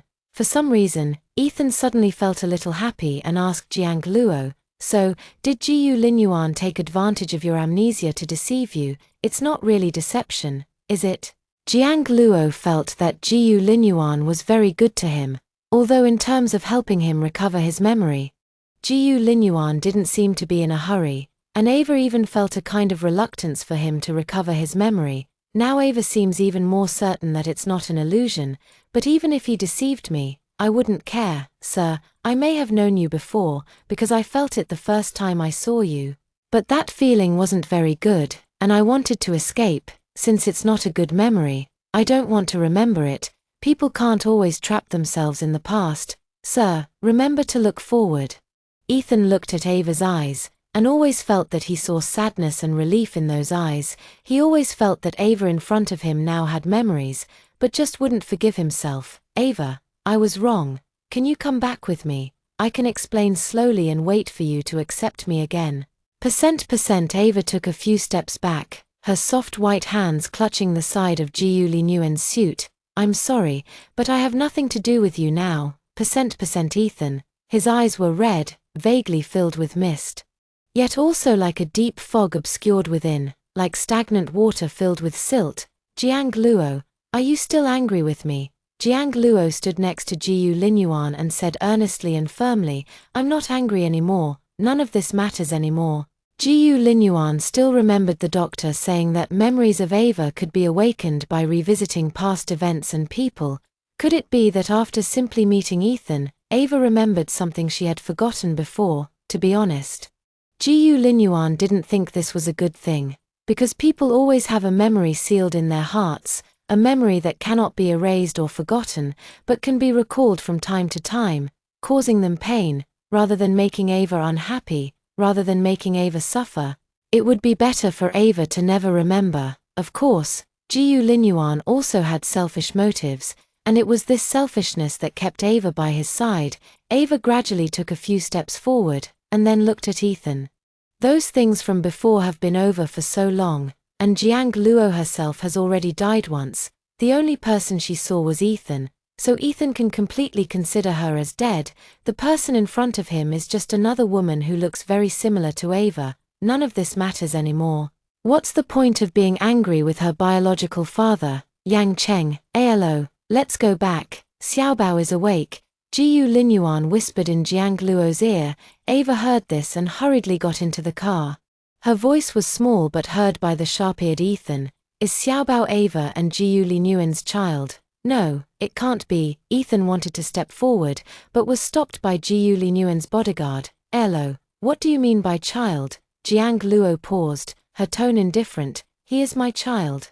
And it has nothing to do with you. Ethan watched Ava about to leave and fought desperately with the people holding him back. Ethan didn't have many people with him, but he himself was surprisingly strong. Taking down 2 bodyguards with ease, he quickly rushed forward, and just as Ethan was about to grab Ava's arm, a jolt of electric pain shot through his waist. The taste of a stun gun was not pleasant, and he was caught off guard and kicked to the wet ground by a strong bodyguard. Ava prepared to get out of the car when she saw this, but the door closed at that moment. Through the gap in the car door, Ethan saw Ava's innocent eyes, now devoid of love, as if she were looking at a stranger. A chill ran through him, confirming that his Ava really didn't love him anymore. The car drove away from the banquet venue. Ethan watched the departing black car, a trace of gloom flashing in his eyes. Then he staggered to his feet and called his assistant, asking them to track a car for me.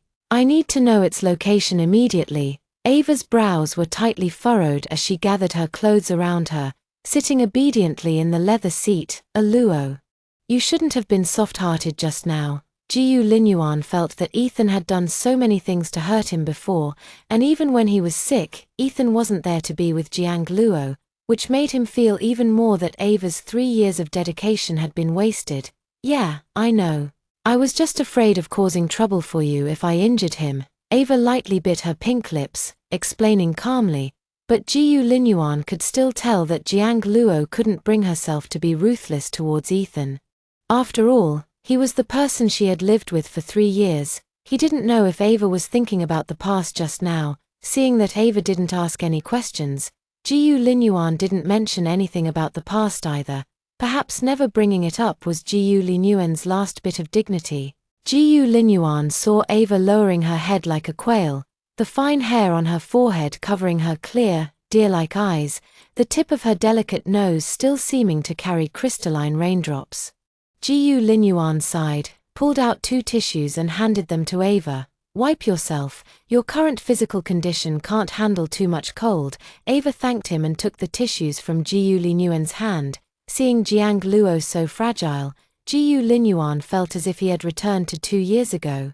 At that time, Ava had just woken up in the hospital bed, and she was like a porcelain doll that could break at any moment, beautiful and fragile. Not long after, Ji Linyuan and Jiang Luo arrived home.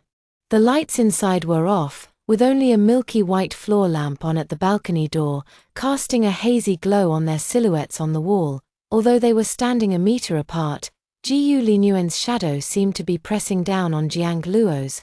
Maybe it was just psychological, but just looking at the shadow, he felt overwhelmed by the man's aura. As soon as the door opened, a heart-wrenching cry burst out. The nanny was gently coaxing the 2-year-old baby. Ava hurried forward to take the crying baby into her arms. Smelling the familiar scent, the baby stopped crying, opened a pair of round, dark eyes, and looked pitifully at Ava. Lele wasn't good today. Why were you crying? Ava cooed at the little one's tiny nose with a soft and gentle tone. Lele seemed to understand Ava's words, blinking his slightly red, moist eyes as he snuggled his soft, chubby face into Ava's arms. He babbled in a milky voice. As if trying to convey his apology to his mother, Ava pulled out 2 tissues and wiped the glistening drool from the little one's mouth. Having played the part of this little rascal, Ji Linyuan looked at the heartwarming scene before her and couldn't help but feel a little touched. Actually, after seeing Ava regain all of her memories, she was a little surprised that he could still treat her the same as before. After all, she had deceived Ava, lied to Ava about her relationship with him. And now Ava doesn't mention a word about it. Ji Linyuan wondered if this could be taken as Ava accepting their current relationship, or not blaming her. Or perhaps it's because Lele is already born, and Ava doesn't want to dwell on other things, as all of his attention is almost entirely focused on Lele. Today is Lele's 2nd birthday, and Daddy doesn't have much to give you, so how about a pair of silver bracelets? Lele. Ji Linyuan gently rubbed Lele's little head, and Lele giggled and smiled at Ji Linyuan, clapping her little hands happily. Jiang Luo looked at the silver bracelet on Ji Linyuan's hand, then shifted her gaze to Ji Linyuan and said, "Instead of preparing these things, you should stay at home and take care of him for a few days, if you're busy with work and don't come home. Lele will forget you're his father." Ava's tone carried a hint of complaint, which Ji Linyuan picked up on. He guessed that Ava was probably fed up with taking care of the child at home every day, so he could only smile wryly and say, "Okay. Next time it's my turn to take care of Lele, is that all right?" Ava looked at the happy Lele and said, "That's more like it." Ji Linyuan put the bracelet on Lele's milky white little wrist, his eyes gentle, hoping only that Lele would be happy.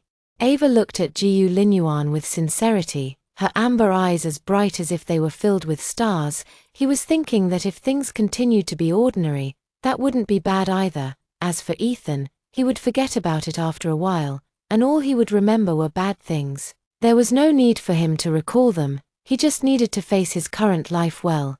Ji Linyuan was stunned for a moment, his eyes and eyebrows seemed to carry a smile.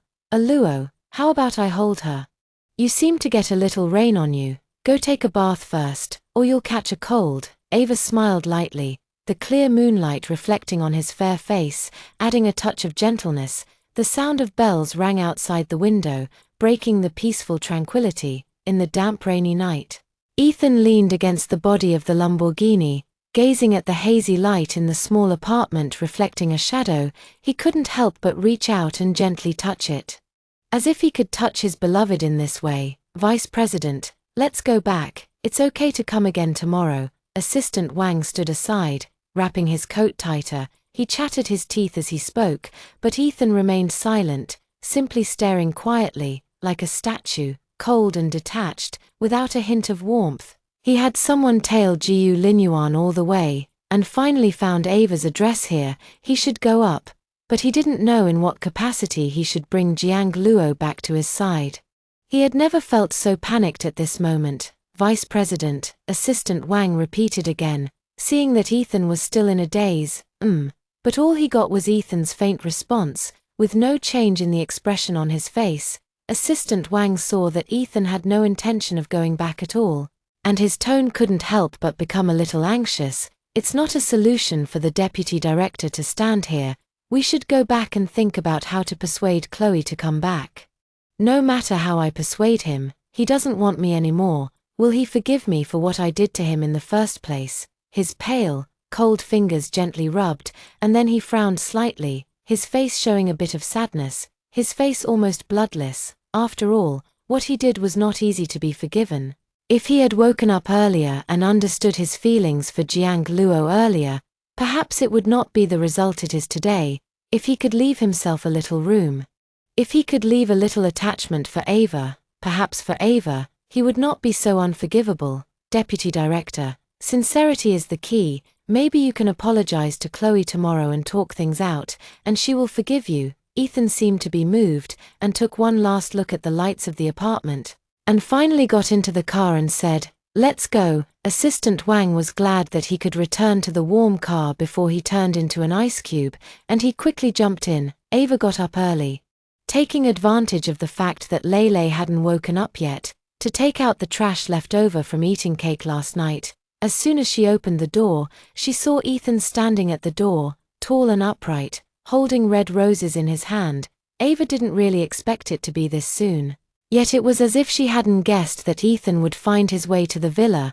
After standing there stunned for 2 seconds, she was thinking of closing the door immediately. After all, it didn't seem to be of much use to waste words with Ethan. However, Ethan was one step ahead of her, grabbing the door frame. Ava heard a muffled groan and quickly opened the door, seeing Ethan's slender, pale hand already bruised with a purplish-red mark from being slammed in the door. Jiang Luo clutched her skirt, her calm tone tinged with guilt but mostly indifference. Your hand is injured. I'm sorry. I didn't mean to. Ava, I should be the one saying sorry for what happened back then. I'm very sorry. Ethan tried to grab Jiang Luo's hand, but Ava dodged him. I shouldn't have misunderstood you, nor should I have said those hurtful things. Ava lowered her long eyelashes slightly, took out some money from her pocket, completely ignoring Ethan's apology, and said softly, "Leave. We have nothing to do with each other anymore. As for your injury, I have some money here for you to take care of it yourself." Ethan didn't take the money from Jiang Luo's hand, but with red eyes, he devoutly handed the rose on his chest to Ava. "Please, accept it." Ava frowned and shook her head, saying, "I'm sorry, I can't accept it, so I won't accept your money either." Ethan couldn't help but smile, a rogue air in his smile. "If you accept the flower, I'll accept you." Jiang Luo's indulgence still gave Ethan a bit of dignity. He knew that his soft-heartedness would only lead to Ethan taking advantage. His expression was cold, his tone without the slightest nostalgia. Calm and unwavering. "I believe the deputy general manager doesn't lack my money. If there's nothing else, please leave." Ethan immediately felt as if he had fallen into an ice cave, the hand holding the rose hanging in mid-air, ridiculously like a stiff puppet. "Ava, I'm sorry about what happened before you received the flowers, but I will be good to you in the future." Just as he finished speaking, the sound of a baby crying came from the inner room. Ava looked into the room, a hint of anxiety on her face. The baby woke up early, but the nanny wouldn't be here for another hour. As a mother, she was naturally anxious when she heard her child crying. She didn't know if Lele was hungry or needed a diaper change. "I can't accept your flowers." Percent Ava refused quickly with a cold face. Ethan held out the brightly colored roses, but Ava slapped them to the ground. Her eyes showed a hint of anger as she said, "I don't need these, Ethan. Please don't come here anymore." The fragrant roses scattered on the ground, the bright, dewy petals now covered in dust, instantly appearing dull, much like the fading light in Ethan's eyes. Percent Ava had never rejected Ethan like this before. In the past, no matter what Ethan gave her, Ava would treasure it like a precious gem, acting like a sweet, docile kitten. But now, she discarded his gifts as if they were worthless, no longer cherishing what Ethan offered. Ethan looked at her helplessly, a slightly bitter smile appearing at the corner of his mouth. "If you don't like them, I won't bring them next time." Percent Ava calmly closed the door, recalling how she had waited so humbly before. Ethan found it particularly ridiculous and a bit pathetic. If it hadn't been for that major illness, Ava didn't know how long she would have remained in that abyss.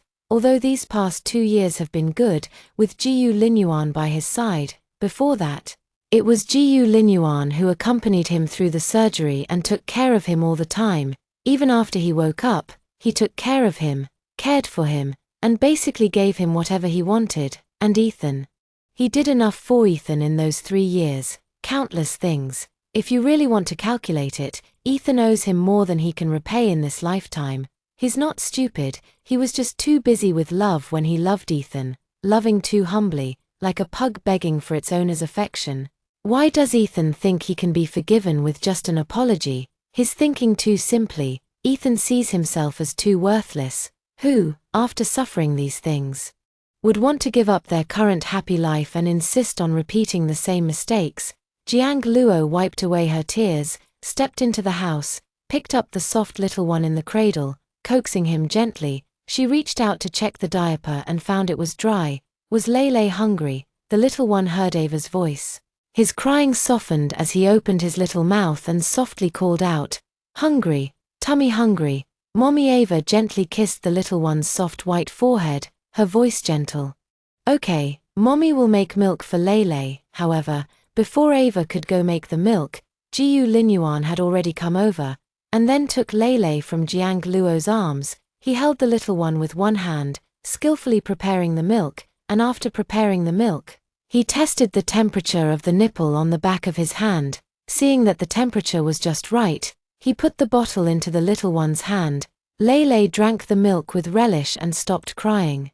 Jiyu Linyuan simply held him in his arms, sat on the milky yellow sofa, and picked up the company documents he hadn't finished reading last night.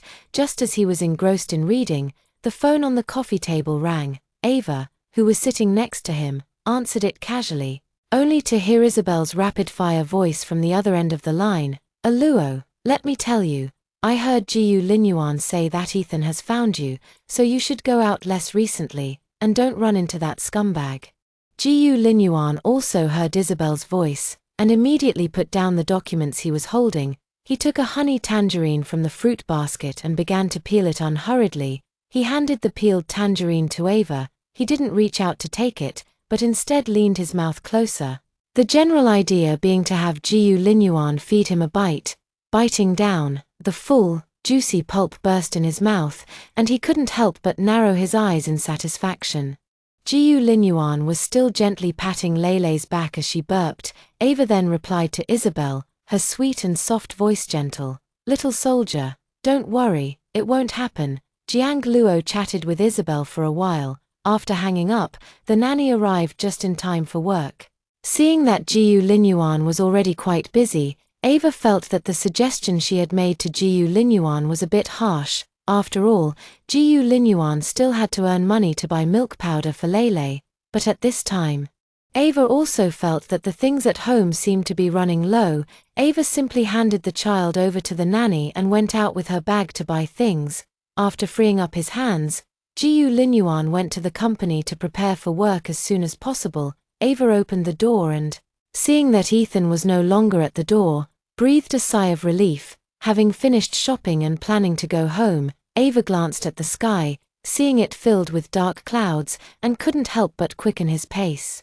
He had rushed out today and forgotten to bring an umbrella. Ever since giving birth to Lele, and due to the previous surgery, Ava's health had deteriorated significantly. Now, even a little rain could cause him to catch a cold and fever for a long time.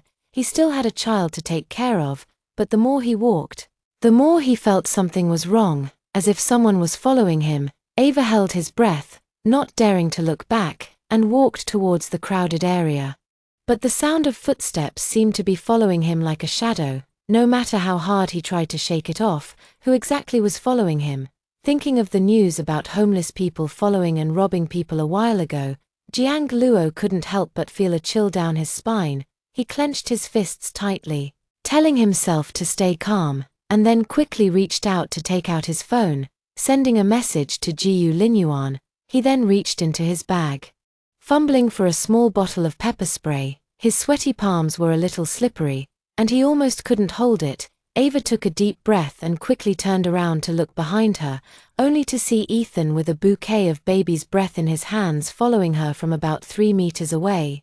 Ava wasn't sure whether to be relieved or angry. She had clearly told him not to come looking for her, so why wouldn't he leave? Ava finally stopped and turned to walk towards Ethan. Ethan saw Ava walking towards him, and his heart filled with joy. He quickened his pace to meet her. Was Ava going to forgive him? No, after what he did to Ava, Ava wouldn't forgive him so easily, but Ava simply stopped in front of him and said expressionlessly, "Ethan, stop following me." Ethan's heart ached, but he still insisted on handing the beautifully wrapped baby's breath to Ava. "I know you're not willing to forgive me right away, but please don't drive me away, okay, Ava?" Ava glanced indifferently at the pure white baby's breath. He had once learned the flower language of baby's breath while reading a book, silently guarding love, but such selfless love was too late. He no longer needed it, and even felt that Ethan had brought him a lot of trouble. Ava took a step back, her pale fingers pinching the corner of the 100 bill, the familiar voice uttering piercing words, "I don't want to forgive you. I don't like you anymore. Please stay away from me in the future. You're bothering me." Ethan, although he knew he would be rejected, Ethan still felt a pain in his chest when Ava said this. "I'm sorry, Ava, don't call me Ava anymore. The Ava who loved you is long gone." Ava frowned and retorted. Ethan's figure couldn't help but twitch his eyes, not knowing whether it was because he had been waiting outside for too long and the wind had made them red, or because of the unspeakable pain in his heart at the moment.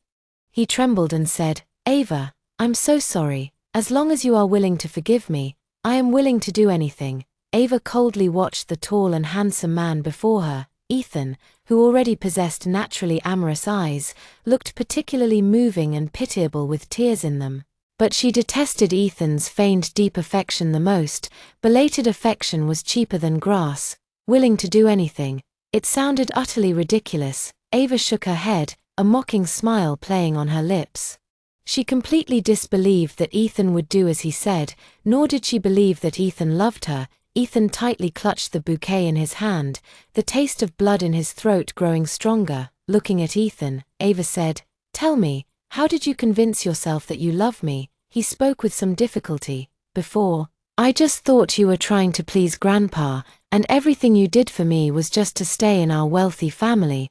But after you left me, I realized that wasn't the case." Jiang Luo's round, clear eyes were icy cold. "You only came to love me after I died, Mr. Fu. How very affectionate of you.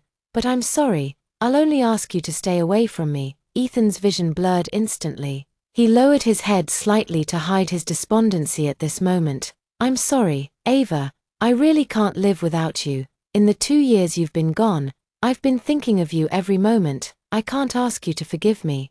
I'm willing to spend my whole life atoning for my sins." Ava looked at him calmly. "No need." With that, Jiang Luo turned and left. Ethan never looked up, clutching his stomach tightly, which was in severe pain. How could Ava, such a well-behaved and gentle person, say such cruel things? Ethan felt that his so-called self-esteem had become less important to him after meeting Ava, as if it were just a useless piece of paper, torn up and thrown into the garbage dump that everyone detested. Ava walked forward quickly, not wanting to look back, even though the elusive footsteps were still persistently following him. He knew Ethan still hadn't given up on his decision to follow him. Ava quickened his pace, his steps never faltering, and reached the subway station entrance, squeezing into the crowd. He thought he had shaken off Ethan. Before his expression could relax, Ava saw Ethan, wearing a black coat, at the subway door. Ava felt annoyed and simply turned around, ignoring Ethan. Put on his headphones, and cut off the noise. Where had Ethan, as the company president, ever ridden a crowded subway? He took a deep breath, feeling somewhat uncomfortable. The burning sensation in his stomach seemed to ease slightly when he saw that aloof figure. After who knows how long, Ava got off the subway, raised his hand and glanced at his watch. Seeing that it was almost the nanny's quitting time, he quickened his pace, but as soon as he left the subway station, it was pouring rain outside. He missed his child, and besides, because his body wasn't doing well, if he caught a cold, he wouldn't be able to hold the child anymore. But after thinking about the rain, he still felt that getting back to Lele was the most important thing. He had to go back as soon as possible. Ava bit her lip, preparing to run into the house in the rain. When a dark shadow fell over his head, Ava looked up and saw Ethan holding a black coat over him with both hands, shielding him from the wind and rain. "I'll take you back," Ethan said with a smile. "No need," Ava replied. Ethan pursed his lips slightly, as if in thought. "It's raining heavily outside, and you're not feeling well, so you'll easily catch a cold." Ava's voice was extremely faint, with a cold aura. "Isn't this all your fault? Now you remember that I'm not feeling well, so why didn't you pay more attention to me in the first place? Ethan, you don't love me at all, you just feel indebted to me." Ethan watched Jiang Luo silently, hesitant, wanting to answer no, wanting to tell the woman before him that he loved her very much, but his reaction was too slow, so slow that he didn't realize it until she left him. But everything he had done before was a fact, and he had no way to refute it. Percent Ava turned to leave. Percent Ethan still refused to leave her side, stubbornly holding up his black coat to shield her from the rain. The rain and mist were damp, and the air was filled with the faint fragrance of baby's breath. Jiang Luo endured the bitterness in her heart and didn't argue with Ethan anymore. Fortunately, the subway station was close to home, and it only took a few minutes to reach the residential area. Jiang Luo strode directly into the villa area. Ethan followed. He could no longer bear it, turned around, and glared at Ethan. "Don't follow me." Ethan held out the baby's breath in his hand. "Jiang Luo, please accept it.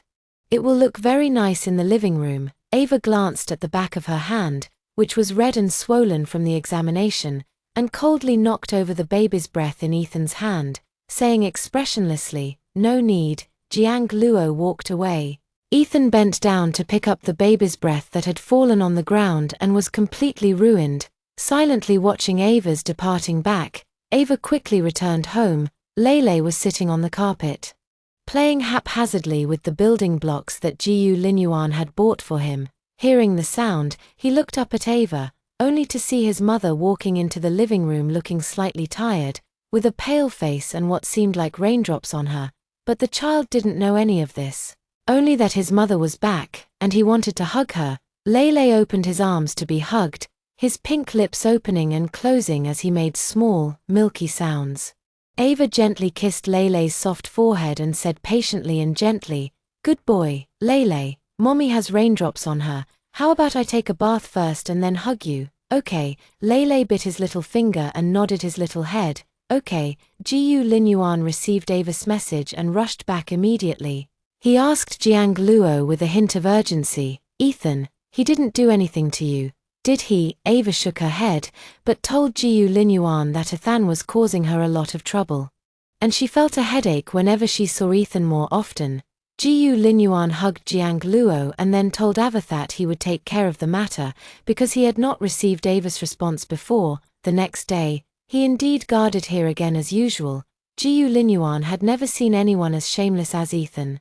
"Ethan, how many times do I have to tell you? Don't follow me anymore." Jiang Luo turned to look at Ethan, her deep voice without a trace of undulation, her cold eyes giving no sense of warmth. Ethan stopped, his eyes fixed on Jiang Luo. "I'm sorry." Ava frowned, her tone a little cold. "Don't say sorry to me. Please stop stalking me." "Okay." Ethan lowered his head somewhat restrainedly and said gently, "I just wanted to see you, even if it was just a glimpse from afar. Is that okay?" A clear and gentle voice rang out on the noisy street.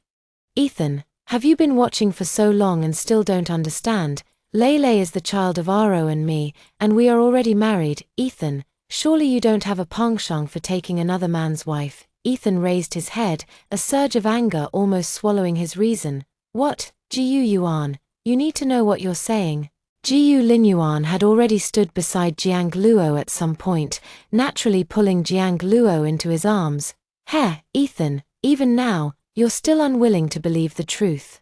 We've been together for a long time, and Lele is our child." Ethan clenched his fists tightly, his knuckles turning blood red from the force, blue veins bulging out one by one. He raised his hand to strike Gu Linyuan's face, but Ava stepped in front of Gu Linyuan at that moment. When Ethan saw Ava, he quickly retracted his hand, looking at Ava with some shock and sadness. "Ava, is it true?" Ava replied very decisively, even with a smile on her lips. "Yes.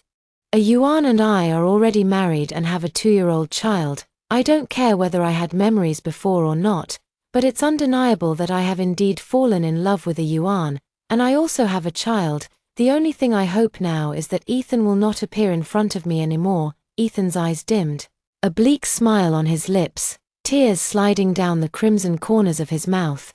"Do you hate me that much?" His voice was weak and hoarse, his face covered in tears.